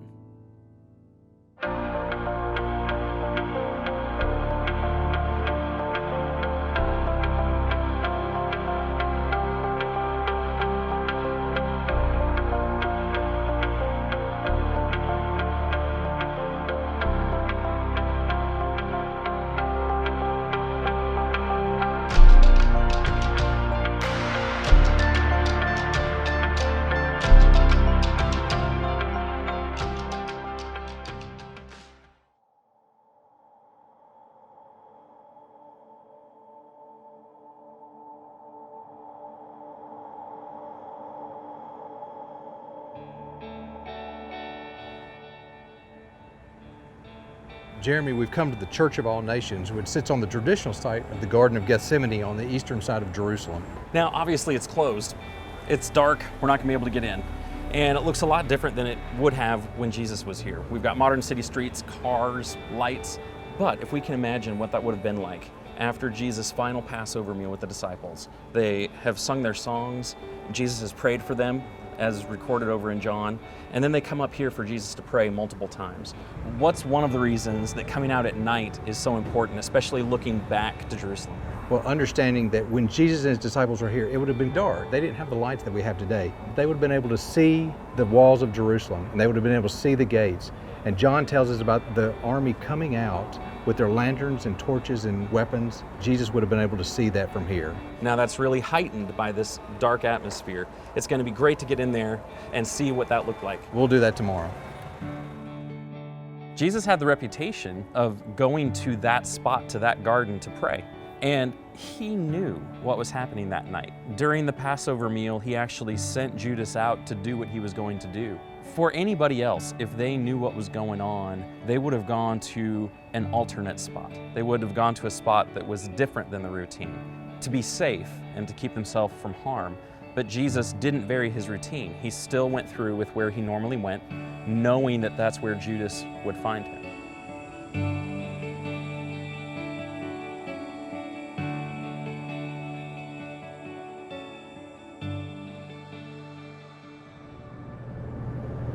I was a little disappointed we couldn't get into the Garden of Gethsemane at night. I understand why, but it's exciting to go back. Yeah, they had a special prayer service going on. Being there in the daytime, we'll have even a better perspective. We'll be able to see things even clearer than we did last night. It's such an emotional place. I mean, Jesus was so vulnerable when he was in the garden praying the night that he was arrested. I don't even know how to anticipate what that's going to be like to be there. Jeremy, we've entered the courtyard of the Church of All Nations, which sits on the traditional location of the Garden of Gethsemane. This building was built in the 1920s, and it was built on top of the foundations of a 4th century Byzantine chapel and a 12th century Crusader basilica. In the 1st century, there was an oil press here. Of course, in Aramaic, the word Gethsemane means oil press. During the time of Jesus, this would have been the area where they would have crushed all of the olives that come from the olive trees from what we know as the Mount of Olives. There's some cultural ideas about the various numbers of olive pressings. You'd put the olives in and you'd press it, and the first pressing went to this, and the second pressing went to this, and the third pressing would be used for this. And so the fact that Jesus was in an area known for its olive press, and that he prays and pours himself out under intense pressure 3 different times is very significant. This was a place where he was known to go to for just some solitude. And so this is a place where on the night he was betrayed, he felt it was a good place for him to go and talk to his Father, and he carried some of the disciples there with him. To be able to walk into a grove of olive trees, especially one as old as the one that we went to, is really special. That whole area is really only about the size of half of a football field. If the church building or the olive trees aren't sitting in the exact location, it's very close. Jesus prayed all through his life. Prayer was something special for him. He set aside time to make sure to communicate with the Father. This night was especially significant for him. It's just before his betrayal. It's just before his arrest. He comes here to pray 3 times to ask God if there's any way possible that he could avoid the cross and everything that went along with the cross. The Gospels tell us that Jesus prayed, that he had a habit of praying, that he would go off by himself to pray. But it's not very often that the Gospels give us the words of his prayers. And so to have those words on the eve of such a momentous day is really, really special. And then to understand that it was several times that he offered a very similar prayer. That's how intent he was on it. And the answer was given to him with the light of the torches coming down. The answer was no, this is the way. And he submitted himself to God's will. When he was done with that 3rd prayer, he gathered up his disciples and he made a statement. Matthew and Mark record it for us. He says, "Rise, let us be going, for my betrayer is at hand." Now, how does he know that? Well, I think there's a possible explanation in John the 18th chapter. In verse 1, it says, "When Jesus had spoken these words, he went out with his disciples across the brook Kidron, where there was a garden where he and his disciples entered. Now Judas, who betrayed him, also knew the place, for Jesus often met there with his disciples. So Judas, having procured a band of soldiers and some officers from the chief priests and the Pharisees, went there with lanterns and torches and weapons." You remember when we were here last night and it was dark? Now picture yourself in that environment with regard to this passage. The gate that you see across the valley here is the Eastern Gate. Now that gate was built in the 6th century, but it sits on the foundations of an earlier gate. Now think about that, a band of soldiers with lanterns and torches coming in at night. Jesus could have easily looked across that valley and seen those people coming. He had the opportunity to do something, but he didn't. He stayed right here for you and me. And we don't know exactly which gate those soldiers came out, but that gate seems logical given its location. Jesus clearly would have seen them maybe for as much as 10 minutes before they arrived there in the Garden of Gethsemane. he would have had plenty of time to run. Imagining what you're asking us to think about, the nighttime prayers, and being able to see those lit torches from the group that were coming up with weapons to arrest him. And then thinking about the journey that Jesus has already taken. He's already come from heaven, come to earth, taken on flesh. He came all the way down, but this was a trip that he easily could have made if he wanted to. When he saw the threat of danger coming, he could have run off. He could have gone to Bethany over across the top of the Mount of Olives. He could have gone to Bethphage. He could have gone back to Jerusalem. He could have done any number of things, but he didn't take that journey. He stayed, and he allowed himself to be arrested and crucified.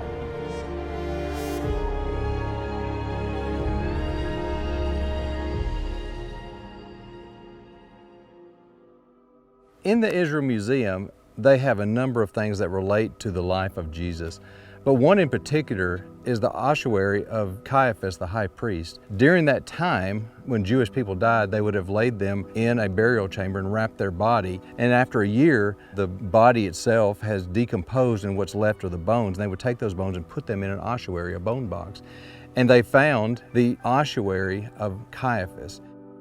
They have several ossuaries in that wing, and so you can actually compare. There are some that are very, very simple. And there's actually the ossuary of a crucified man that has a remnant of his ankle bone with the nail still in it. That ossuary is very plain compared to Caiaphas's. Annas and Caiaphas, they were the high priests, and I say that because really Annas was the high priest. According to the Jews, that was a role that you held for the duration of your life. But from the Roman perspective, that was a title they passed along to different people. The way that that political family maintained that role was to make sure that from the Roman perspective, different younger men within the family would rotate the title. But functionally, Annas was the one behind all of that, pulling the strings in the background. What the Gospels explain to us is that the men in that family had actually prophesied that Jesus would die for the nation, and they had been looking for opportunities to arrest him and kill him. Well, Judas provided that opportunity for them. He approached them and said that he would be able to give Jesus over to them, identify him for them. And so that's exactly what happened in the Garden of Gethsemane. And of course, Jesus then was arrested, and he was brought to the house of Annas and Caiaphas, which would have sat on the western hill in the city of Jerusalem. It was a place that was high on the hill. Important people of the city would have lived there, and that's the location that we visited.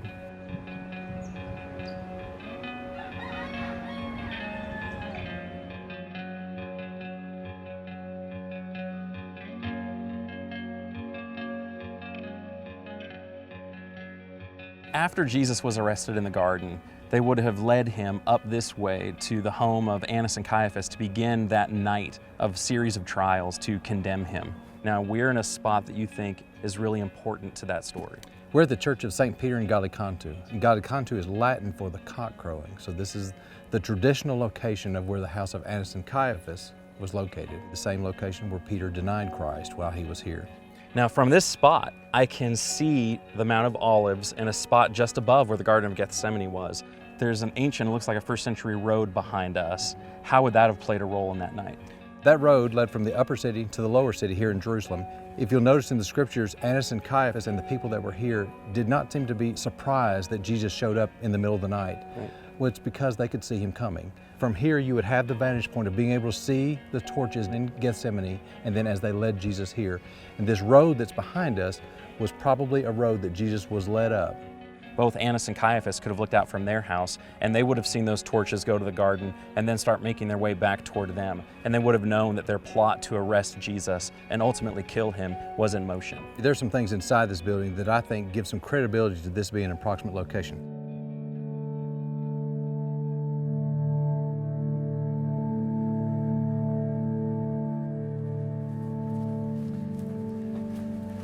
Jeremy, look at this door.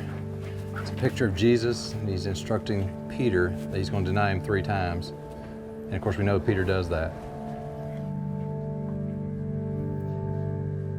Come on inside. Jeremy, one of the reasons why they feel like this could possibly be a location of the house is the fact that they found these 5th century Byzantine mosaics here. And if the Byzantines built a church here, they must have thought this site was important as well.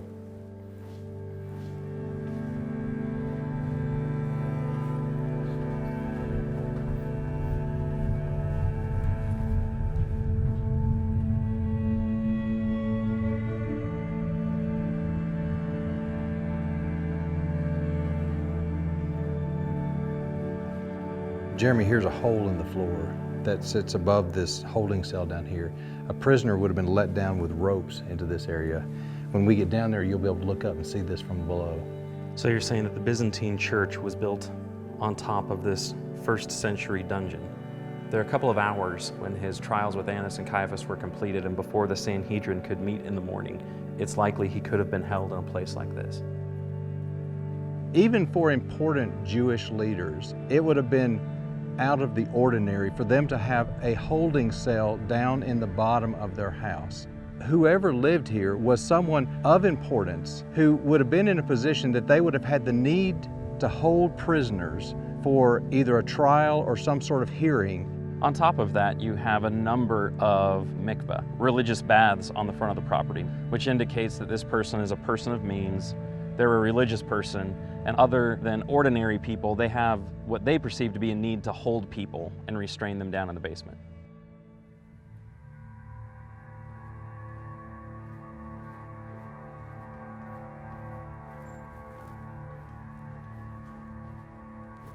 Jeremy, we're down in this holding cell underneath the bottom of this church. You can see up above there's a hole that we saw earlier. This would have been the hole that they would have let down a prisoner into this holding cell. This hole was originally a mikveh, which was a ritual bath, but it's obvious that it's been cut deeper for the purpose of holding a prisoner down here. How ironic that a place where they would have been coming down to get ceremonially clean is a place where they would have lowered a prisoner and held them for a while. This would have been a very dark, lonely place for anybody who would have been down here. I've done work in prisons, and in almost every prison there's a place that they send them for isolation, to cut them off from everybody else. And for anyone who had been lowered down through here, the only way out, a hole in the ceiling 20 feet up, they would have felt completely isolated. And we know Jesus felt similar to that, having all of his closest associates run away from him and give up on him. It would have been a very haunting experience. And imagine any prisoner that would have been lowered down in here with the ropes tied underneath their arms, how uncomfortable that would have been. And of course, once a prisoner got down here, they would have left the ropes up there. And so if they looked down and saw the prisoner was sleeping or something like that, they could have jerked on the rope and of course woken them up. It's just another way of torturing them. Now, there was something else that we walked past on our way down, a room that had some ropes on the side. Now, what was that? That was a place where they could have punished prisoners if they wanted to. They could have stretched them out with ropes tied on each arms and on each legs, where they could have whipped a prisoner or done whatever they wanted to do with them. We know that Jesus was mistreated during his trials with Annas and Caiaphas. We know that they spat on him. We know that they struck him. There was more that was going to happen to him when he was turned over to Pilate and to Herod. But he wasn't treated well when he was with Annas and Caiaphas by any means. No, he wasn't.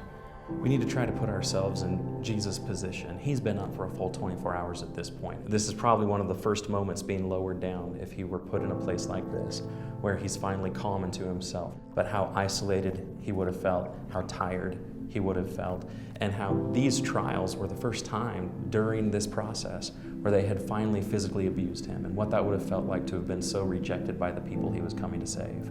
There's a passage over in Psalms that might help someone relate to how Jesus may have been feeling in that moment.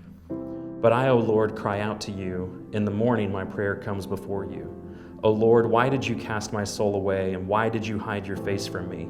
Afflicted and close to death from my youth up, I suffer your terrors, I am helpless. Your wrath has swept over me, your dreadful assaults destroy me. They surround me like a flood all day long, they close in on me together. You have caused my beloved and my friend to shun me, and my companions have become darkness. It's really easy to imagine Jesus feeling that way in the morning hours prior to being sent over to Pilate and to Herod, as all of his apostles scattered from him and he had been mistreated and was getting ready to be sent over. Regardless of whether or not this is the exact location of where this happened, it's still a vivid reminder of everything Jesus went through for you and me. It was also during this period, just on the heels of the conclusion of the illegal trials, when Judas comes back into the story. It's my personal opinion that Judas never really anticipated that this would progress as far as it did. I think he assumed that Jesus would be able to walk away from this unscathed, really similar to how he walked through the mob that was trying to throw him off the hill in Nazareth when they rejected him there. And that when he realized that it had progressed to the point in the morning where the Sanhedrin found him guilty of blasphemy and they were going to take him to Pilate, is when he rushes back to give the money back and feels such guilt over that, and they refuse to take it, that he throws it at their feet, and then he goes out and hangs himself. I really believe that Judas didn't think it was going to go as far as it did. The story of Judas is interesting and sad. One of the overlooks that you have there at the church looks over the southern side of the Hinnom Valley. And there is a portion of land over there that's been divided off, and that's the traditional site of the field of blood, the field that was purchased with the money that Judas threw down at the priest's feet when he realized what was happening. The other thing that's interesting about Judas is the fact that we have other people during the time of Jesus' crucifixion who did things they shouldn't have. Peter denied Christ. All of the other disciples fled. However, all those other disciples came back to Jesus. Judas had that opportunity as well. He had a choice he could make.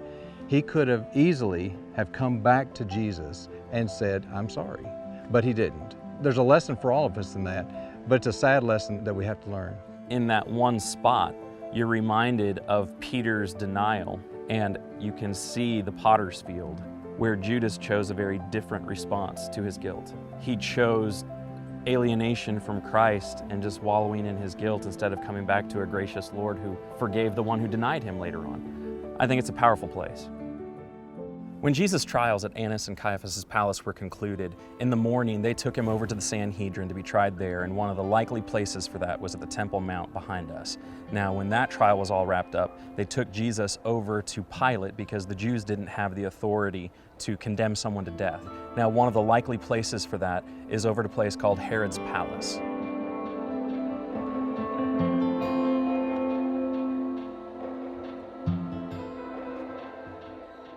We went to the Kishla, which is part of the Tower of David Museum on the western side of the old city of Jerusalem, very close to the Jaffa Gate.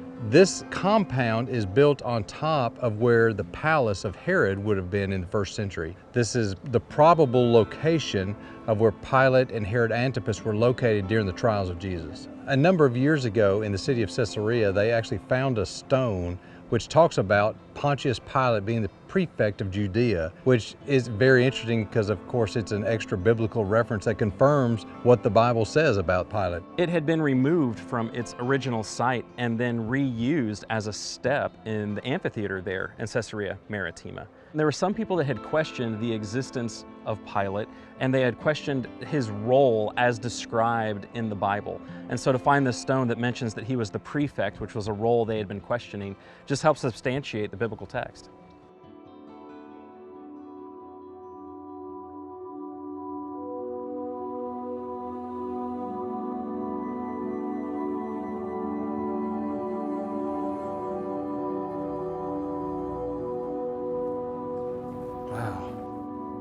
This is beautiful. This is incredible. This room is called the Kishla, and in the 1940s it was a prison. But after Israel gained its independence in 1947, they were able to come in here and do some excavation works, and they found civilizations going all the way back to the first century. You can actually still see the remnants of the prison bars in the roof where they cut them out. This is really a great space. What we have at the very top are the layers from the 20th century when the prison was here.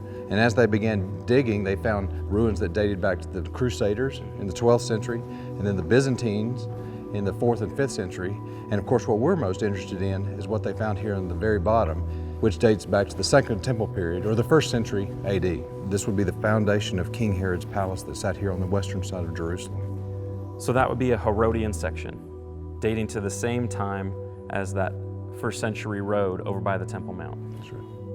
So you just keep marching down through the centuries and you get to the time of Jesus. And something that was pointed out to us is that on either side of that wall are tunnels that run in opposite directions. And knowing Herod the Great and how paranoid he was, he had built these tunnels for escape purposes, primarily to move water, but also to get away in case he needed to. So just above that was where the trial of Jesus took place.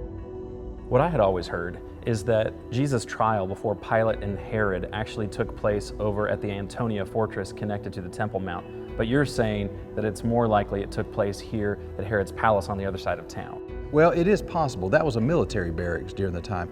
But it seems more natural to me that Pilate would have been here. Most of the time, he would have been ruling in Caesarea Maritima, which was the Roman administrative capital of this area. But because he's a political figure and because he wanted to be near the people, he would have been in town for the Passover. Same way with Herod Antipas. He normally would have been in Tiberias, but of course he had come to town as well.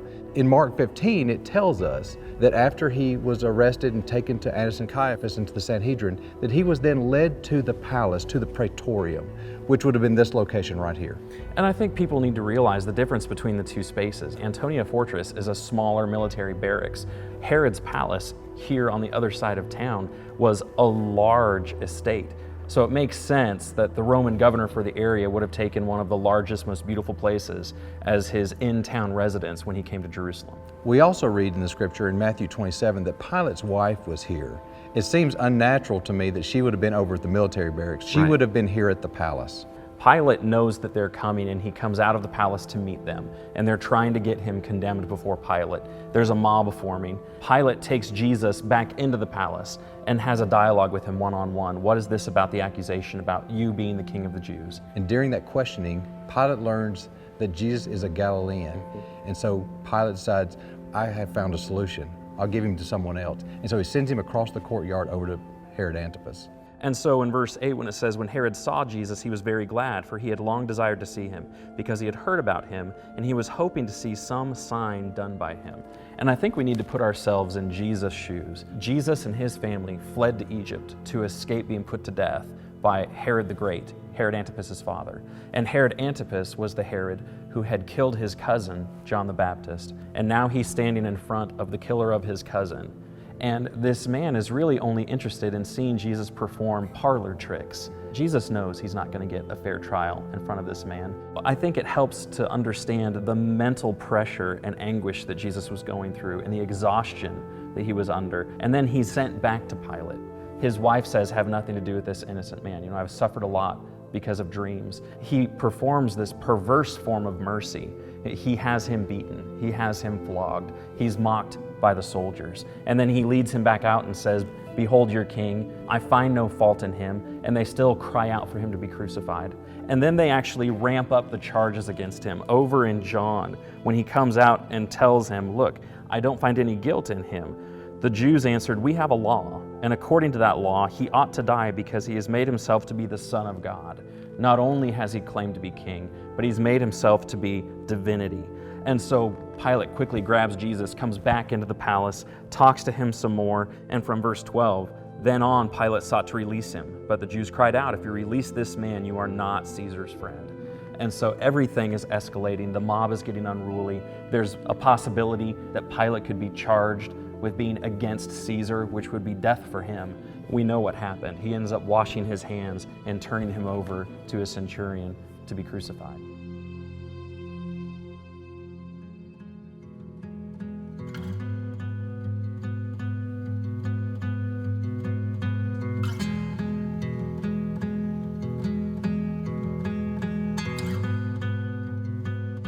One of the best views of Jerusalem, the old city, is from the top of the Lutheran church. Well over 100 steps and a winding staircase all the way up. But once you get up there, it's one of the best views of the old city of Jerusalem.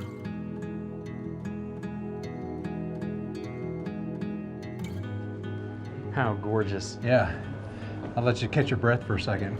I brought you up here because I wanted to show you something. Okay.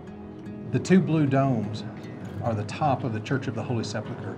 That church sits on the traditional location of where Jesus Christ died, was buried, and arose. The big dome on the left sits on top of the edicule where they said he was buried. And the smaller dome on the right sits on top of where they think is Calvary, where he died.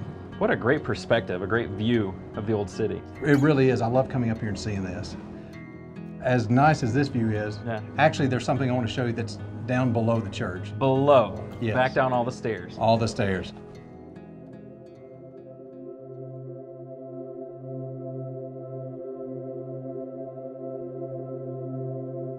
In the basement of this church are a number of things they found archaeologically. The main thing I wanted to show him was the remains of the first century wall of Jerusalem. So Mark tells us that Jesus was led out to be crucified, and then John specifies that he was still near the city. So what do both of those passages have to do with where we're standing? Interestingly enough, where we're standing is outside the city. Now, how do we know that? Well, behind us is part of the wall from first century Jerusalem. Everything on the other side of this wall would have been inside the city. Everything out would have been outside the city. And the Church of the Holy Sepulchre, which we believe is the traditional location of Jesus' crucifixion, would have taken place about 200 feet in that direction. We can imagine people coming through the gate of this wall to access the point in Golgotha where Jesus was crucified. That's correct. Right in front of us, according to what I've been reading, is this shaft that goes down about 40 feet. Back in the early 70s, they did some excavation, and they actually hit quarry bedrock from the time of Herod the Great. What can you tell us about the layers in this shaft? Well, you're right. Down at the very bottom, there is a quarry. From the time of King Herod, he used rocks from this quarry to build the walls and the other structures inside the city. Probably another 10 to 12 feet above that is a garden layer that actually dates to the time of Jesus, so about 30 AD. And another 10 or 15 feet above that is a large section of basically residue. It was just a dumping ground during the time of Hadrian around 135 AD. So if we can imagine going back to that second layer, that layer of garden, and imagine it right up against this wall, about this wall extending down another 30, 35 feet, down to that garden layer where Jesus was led out to be crucified. It helps us imagine how large this wall was and how much history has taken place in between now and then. And it was out into that garden layer that Jesus was led to be crucified at Golgotha. What Barry was able to do for us was show us more evidence that helps us understand that our Bible and the descriptions of the crucifixion are accurate. Just in that one stop, Barry was able to point out the traditional crucifixion site of Jesus was outside the city walls. There was also a garden in that same spot, and the Bible talks about both of those things. It makes the Bible come alive to see things like that.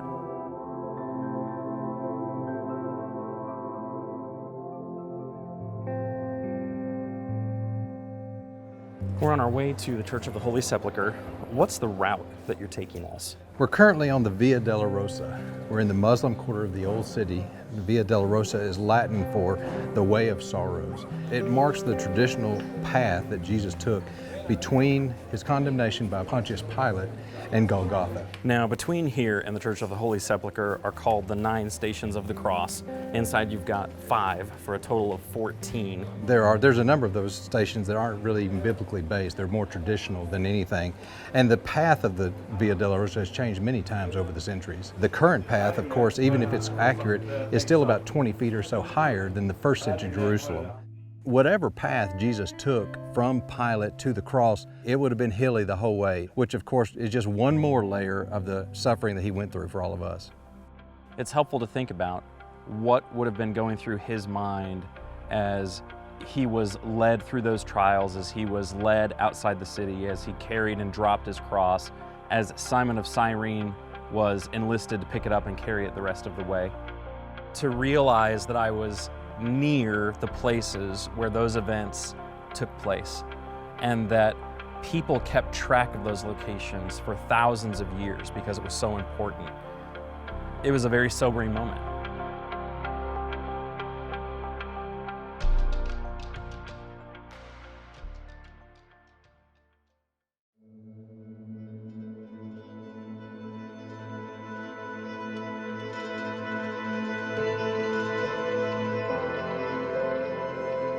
For God so loved the world that he gave his only Son, that whoever believes in him should not perish, but have eternal life.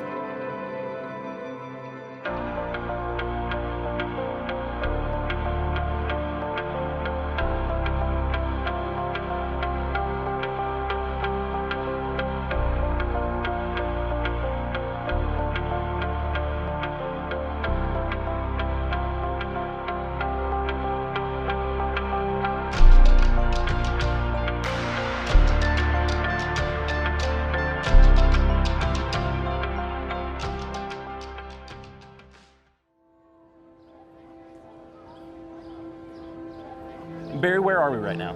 We're in the courtyard in front of the Church of the Holy Sepulchre in the Christian quarter of the old city of Jerusalem. This is the traditional location of where Jesus died and was buried, and of course where he rose from the dead. When Constantine became emperor of Rome in the 4th century, he established Christianity as the religion of the Roman world. And his mother made a trip to Israel for the sole purpose of trying to identify locations associated with the life of Jesus. She would ask the locals, and this is where everybody said those events took place. And it was also noteworthy that the Romans had basically demolished that area to a degree because they knew of the importance that spot held to Christians. Cultural cleansing is not a new concept, and so when the Romans came through, they tried to remove those locations and reminders of things that they didn't want the people to associate with Jesus. So this structure behind us is on top of those locations. It is. Is there anything special that we need to do when we go in? Well, we need to observe reverence when we go in, so we'll remove our hats. Okay.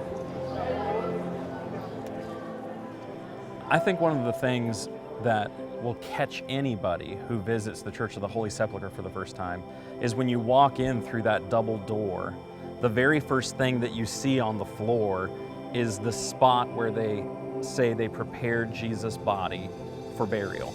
And that specific rock is not the rock. That rock has actually been replaced several times because it's been worn down from people touching it and kissing it and placing things on it. If you can stand in that entranceway and try to use your imagination and remove the ceilings and remove the walls and just look at heights, to your right, where the cross would have stood, is a hill. We've climbed up these steps here to an elevation a little higher than the rest of the building here. And we're standing in front of the traditional location of Calvary, which is where they believe Jesus Christ was crucified. And underneath the glass behind us, what you see is some exposed bedrock, and what they believe is that this is where the cross actually went into the ground. So this is the traditional location where Jesus was crucified with robbers on either side of him. It would have been very, very visible to have those 3 crosses there. The floor that you reach by those stairs is not very large. You can't fit a large number of people up there. So if you imagine those floors are gone, it shrinks the area where those crosses were. It really makes it plain that Jesus' crucifixion was a public crucifixion. They were making an example of these men. They were taunting him and taking advantage of the fact that he was finally stuck and he was exactly where they wanted him to be. And so there was a huge lack of respect shown to him by those who were there. Again, we can't say for certain that is the exact spot. My personal opinion is this is the general location. Right. Now, whether or not these specific spots are exactly correct, I don't know. And the topography over time has changed. I mean, originally this was a hillside, and now you've got this large structure on top of it.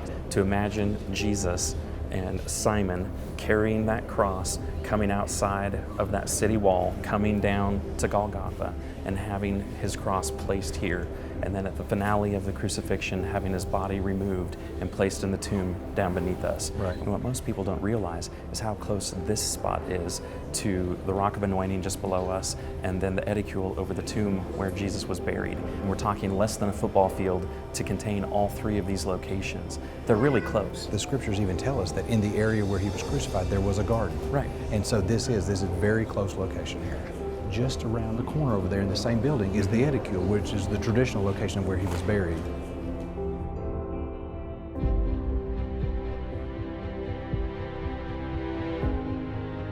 We were able to talk to somebody at the front door. Yeah.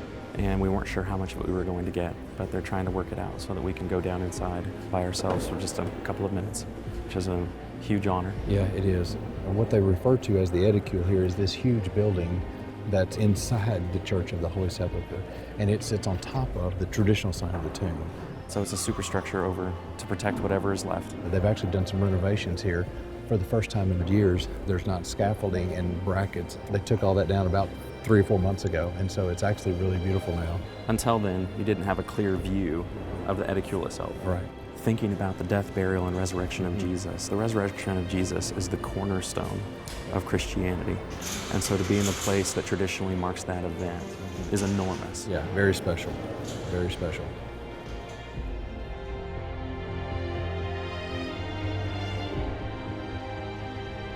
Doing my research about the edicule, every time you see pictures of it or videos of it, it is jam-packed, crowded. I mean, there are people that will wait for hours trying to get in there for just a couple of seconds. I have visited the Church of the Holy Sepulchre probably 8 or 10 times, and I have never been able to go inside the edicule. And the reason is exactly that. There's usually a line of hours to get in there.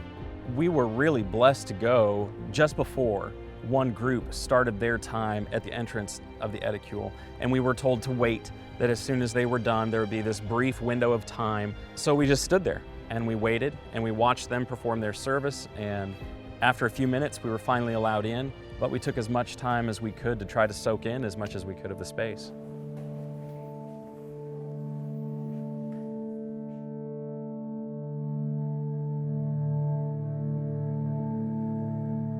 When you first walk in, you go through a door into a square room, and in the center of that room is a pedestal with a glass case.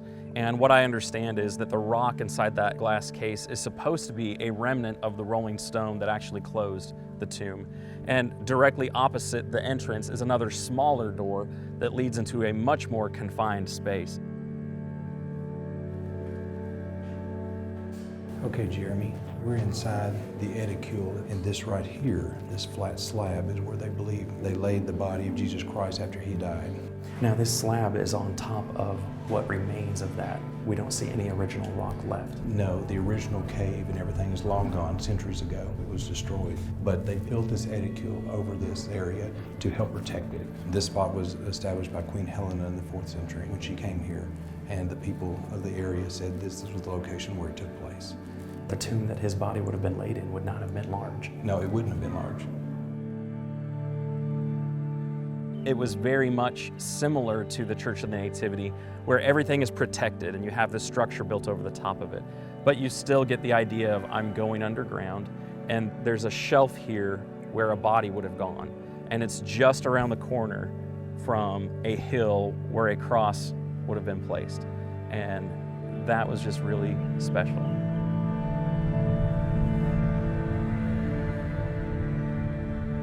It's hard for people who aren't familiar with first century burial practices to picture what a first century tomb would have looked like. And frankly, going into the edicule doesn't help a whole lot with that, but Barry knew that there was a place just on the backside of the edicule where we could go and see an example of first century tombs. And the location of these tombs is important and gives more credibility to the location of the Church of the Holy Sepulchre.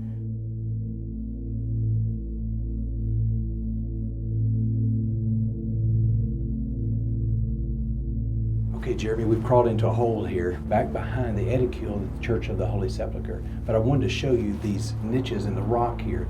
These are first century Jewish tombs. What's significant about this is that we are literally 20 feet from where the edicule is. And so that shows that Jewish people buried people in this area. You can see how a body would be placed inside each one. You've got the chisel marks where they carved it out, and as opposed to the edicule, you can actually see the natural rock. You can see what it would have looked like. Right. Now, from what I understand, after about a year of a body laying in here, they would bring it out, and then they'd put the bones in those small bone boxes, the ossuaries. And it would be reburied again. Seeing this helps us to imagine what it would have been like when they placed Jesus' body in the tomb. They would have placed his body in, they would have rolled a stone in front of it and closed it off. Right.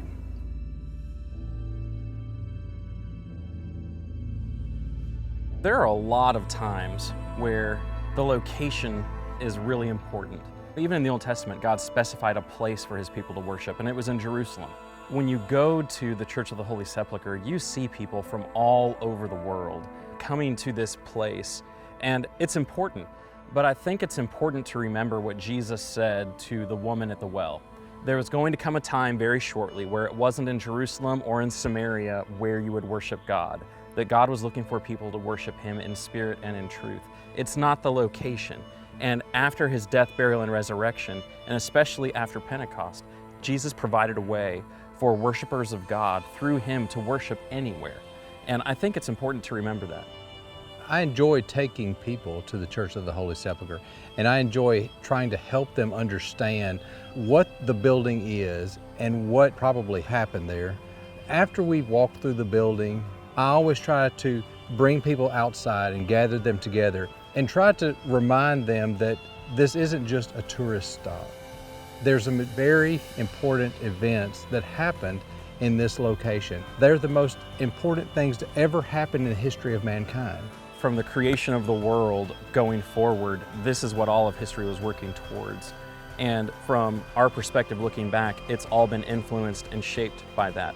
To say that the crucifixion and burial and resurrection of Jesus was the pivotal moment of history is not an exaggeration.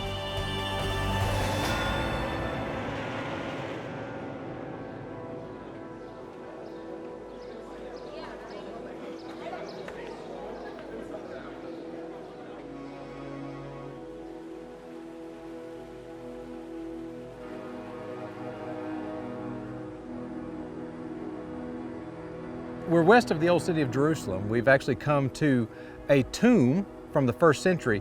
We wanted to show what a tomb from the first century would have looked like. Joseph of Arimathea was a rich man, so he would have had a rich man's tomb. This tomb would have been very similar to what Joseph of Arimathea would have had.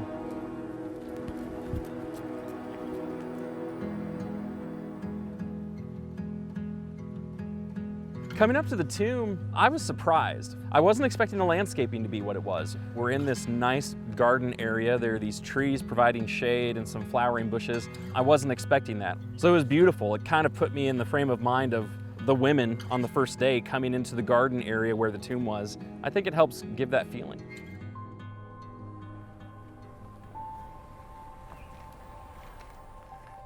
Jeremy, what we have here is a rolling stone tomb from the first century. King Herod, of course, built his tomb out the Herodium, but his family's tomb was built right here in Jerusalem.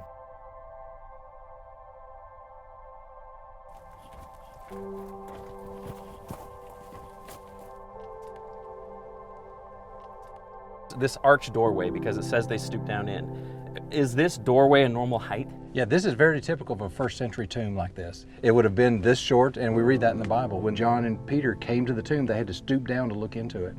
And there's this massive metal door in the way. We can't get in. We can see this rolling stone, and it's just massive. It's longer than my forearm. Yeah, look how wide it is.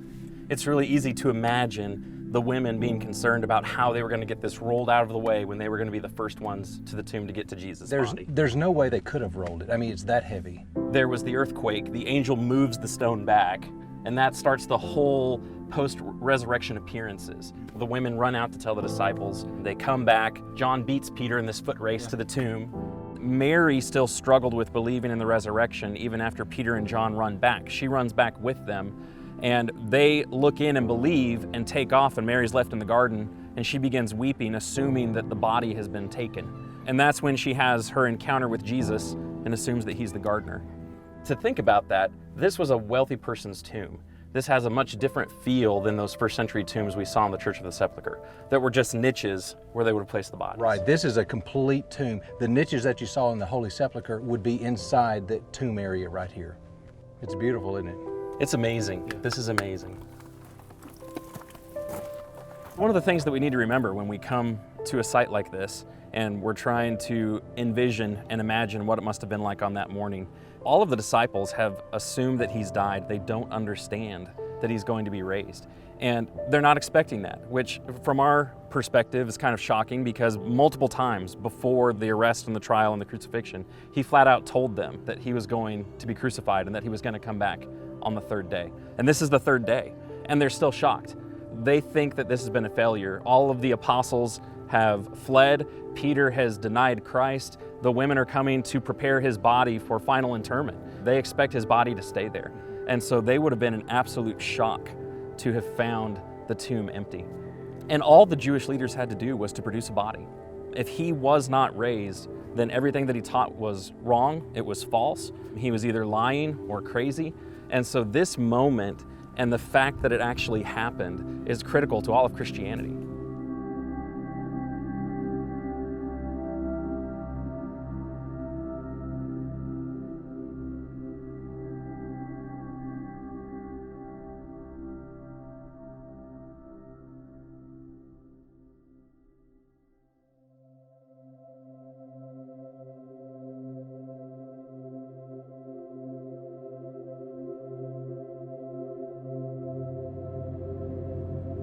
Trying to follow the sequence and the order of that last week of Jesus' life was so hectic. There were so many things that happened in such a short period of time. We're finally back up here in Galilee, on the shore of the lake. The feel is entirely different. It is so much more relaxing. It's almost like you can take a breath and slow down. We're in the city of Tabgha, which is a location on the northern side of the Sea of Galilee, and this is the traditional site of where the events of John 21 occur. This is the conversation that Jesus has with his disciples early one morning after they had been fishing all night. If you remember, Jesus had appeared to a number of people in Jerusalem, but had instructed the disciples to go to Galilee, and from there he would give them further instructions. Now we're about 8 days after the resurrection. He's appeared to several people down there in Jerusalem. He's appeared to the disciples on a couple different occasions. He's already appeared to Thomas. They're up here getting back into the swing of everyday life, but they haven't been told when he would arrive, and so they're basically waiting for Jesus to show up. And while waiting, they decide to go out for a nighttime fishing trip. Before we go too much further into John 21, I think we need to add a layer of perspective. If you remember, just around the corner from here is the Cove of the Sower. What Luke does for us is he explains over in Luke chapter 5, after Jesus finished teaching the parable of the sower, he tells Peter to push back further into the sea and to go fishing. Peter explains to him, we've been out all night, but at your command, I'll do that. And so he and the people on his boat lower the nets down into the water and bring up such a large catch that the boat starts to sink. It's in that moment that Peter makes a startling declaration about Jesus. Peter falls on his knees and says, "Depart from me because I'm a sinful man." Peter starts to acknowledge something and confess something about who Jesus is. We come back to John 21. They were all so discouraged at the crucifixion of Christ. Peter denied Jesus 3 times. They go out for a nighttime fishing trip and they haven't caught anything. And then they see someone walking along the shore and they don't know who it is. And the person from the shore tells them to throw their nets in on the other side. And they have such a large catch of fish that Peter has flashbacks to that moment in the Cove of the Sower and jumps into the sea to get here as quickly as possible. They sit down with Jesus and have a meal with him. And of course, later on, after they had finished breakfast, Jesus had a conversation with Peter. And in that conversation, he asked Peter 3 different occasions about the love that Peter has for Jesus.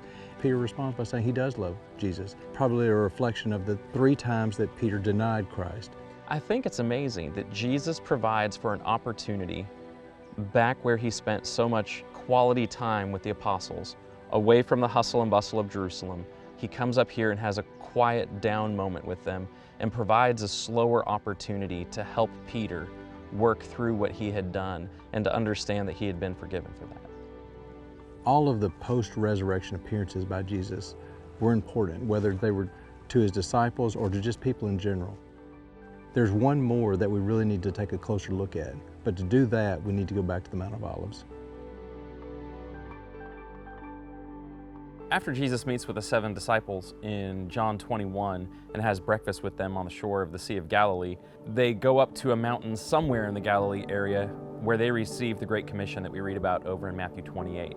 And then following that, they head back to Jerusalem, and they're in that area for a couple of weeks before Jesus ascends from the Mount of Olives.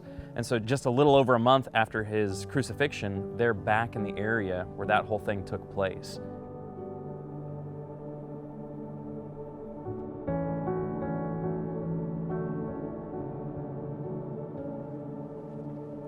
Barry, we've arrived, top of the Mount of Olives. We're talking about the Ascension, and there's a passage that you like to read. I think the best text to look at is actually from Luke, the 24th chapter. In verse 50 it says, "When he led them out as far as Bethany, and lifting up his hands, he blessed them. While he blessed them, he parted from them and was carried up into heaven. And they worshiped him and returned to Jerusalem with great joy, and were continually in the temple blessing God." Now, they've just come down from Galilee, and they have some questions about the nature of the kingdom. Is Jesus going to restore the kingdom? Right. It's really easy from this spot to imagine them standing here. They're at the top of the mountain. There's a part of me that wants to imagine it in the garden where he prayed, because he had a habit of going there, and he was known for going there to pray. So there's a part of me that wants to romanticize that and think that that's where it is. But either way, no matter where it was, as he went up into the sky and was taken from their sight, as they turned, they would have seen all of Jerusalem laid out before them. I wonder if they had thoughts running through their head about just a month and a half ago. This is where the triumphal entry took place. Just 40 days ago, he was in a tomb on the other side of town. Just so much has happened. It's been an intense 3.5 years. Jesus starts ascending up into the sky, and what Acts records for us, it has more detail about the ascension. It tells us that Jesus goes up, he goes beyond their sight behind a cloud, and a couple of angels appear to them and ask them, why do you stand here looking off into heaven? Now that was a really natural thing for them to have done. I can imagine myself gazing off, trying to figure out where he went, and is he coming back down anytime soon? They let him know that Jesus will come back in a similar manner. He's coming back in judgment. While they're waiting for him, they're told to go back into Jerusalem and wait for the day of Pentecost when they would receive the promised Holy Spirit. Right. There was a part of them that probably wondered, what now? Not only had they been given the Great Commission, but they'd also been promised a comforter, someone that would come and help them in all this. I'm sure they were confused because their concept of the nature of Jesus' kingdom has been shaken a couple of different times. And we know that they were asking him about that during that stop on the Mount of Olives. And Jesus said, it's not for you to know when I'm going to restore my kingdom. Go back to Jerusalem and wait. I think there was a transformation of the disciples going on during this period. And then, of course, when you look a little further ahead into the book of Acts, you really see it, especially after the day of Pentecost. But I'm sure this was a period of a lot of questions, but a period of looking forward to the future because everything Jesus had told them over the last 3 years had come true. During the triumphal entry, they were excited. They thought that the kingdom was imminent, and so they would have been riding this incredible high. They didn't understand that Jesus was going to go through what he went through. They weren't anticipating that, even though he had warned them several times. They've just had all of these ups and downs, and so I just kind of picture this moment that's recorded over in Acts chapter 1, where they've kind of steadied themselves. I don't think they're as overconfident necessarily as they had been at the triumphal entry. They're still excited, they're still hopeful. There's just this quiet peace about them as they wait to see what Jesus is going to do next. As our time in Israel journeying together draws to an end, there are two important passages that I'd like for us to read together. The first is over in Matthew chapter 28, and this is Jesus' second to last appearance after his resurrection. It says, when they went to Galilee to the mountain to which Jesus had directed them, when they saw him, they worshiped him, but some doubted. And Jesus came and said to them, all authority in heaven and on earth has been given to me. Go therefore and make disciples of all nations, baptizing them in the name of the Father and of the Son and of the Holy Spirit, teaching them to observe all that I have commanded you. And behold, I am with you always to the end of the age. It's our hope that as you've taken this journey with us and witnessed all of these places where Jesus lived and taught and died and was raised, that you would become convicted that he really did exist, that he came from heaven, that he became a man, that he died on the cross, and that he rose from the grave. And he did all of that to atone for our sins, to grant us forgiveness, and to bring us into a relationship with our Heavenly Father. And if you've not yet been baptized because of that belief, we hope that you'd respond to what Jesus instructs his apostles here. Now, the second passage that we want to pay attention to is over in 1 John chapter 1. Our second hope is that for those of you that have taken this journey with us, that you would realize that you've been able to see things that not everyone gets to see, and that it helps ground your conviction that Jesus was real. What John tried to emphasize is that because he had spent those 3 years with Jesus, he had interacted with him, he had heard him, he had witnessed the miracles, he had witnessed the post-resurrection appearances. Because of all of that, it built this fire inside of him to tell others about Christ. We hope that in some small way, that you feel the same way after having seen these places going with us. Listen to what John has to say. That which was from the beginning, which we have heard, which we have seen with our eyes, which we have looked upon and have touched with our hands concerning the word of life. The life was made manifest, and we have seen it, and testified to it, and proclaimed to you the eternal life, which was with the Father and was made manifest to us. That which we have seen and heard, we proclaim also to you, so that you too may have fellowship with us. And indeed our fellowship is with the Father and with his Son, Jesus Christ. And we are writing these things so that our joy may be complete.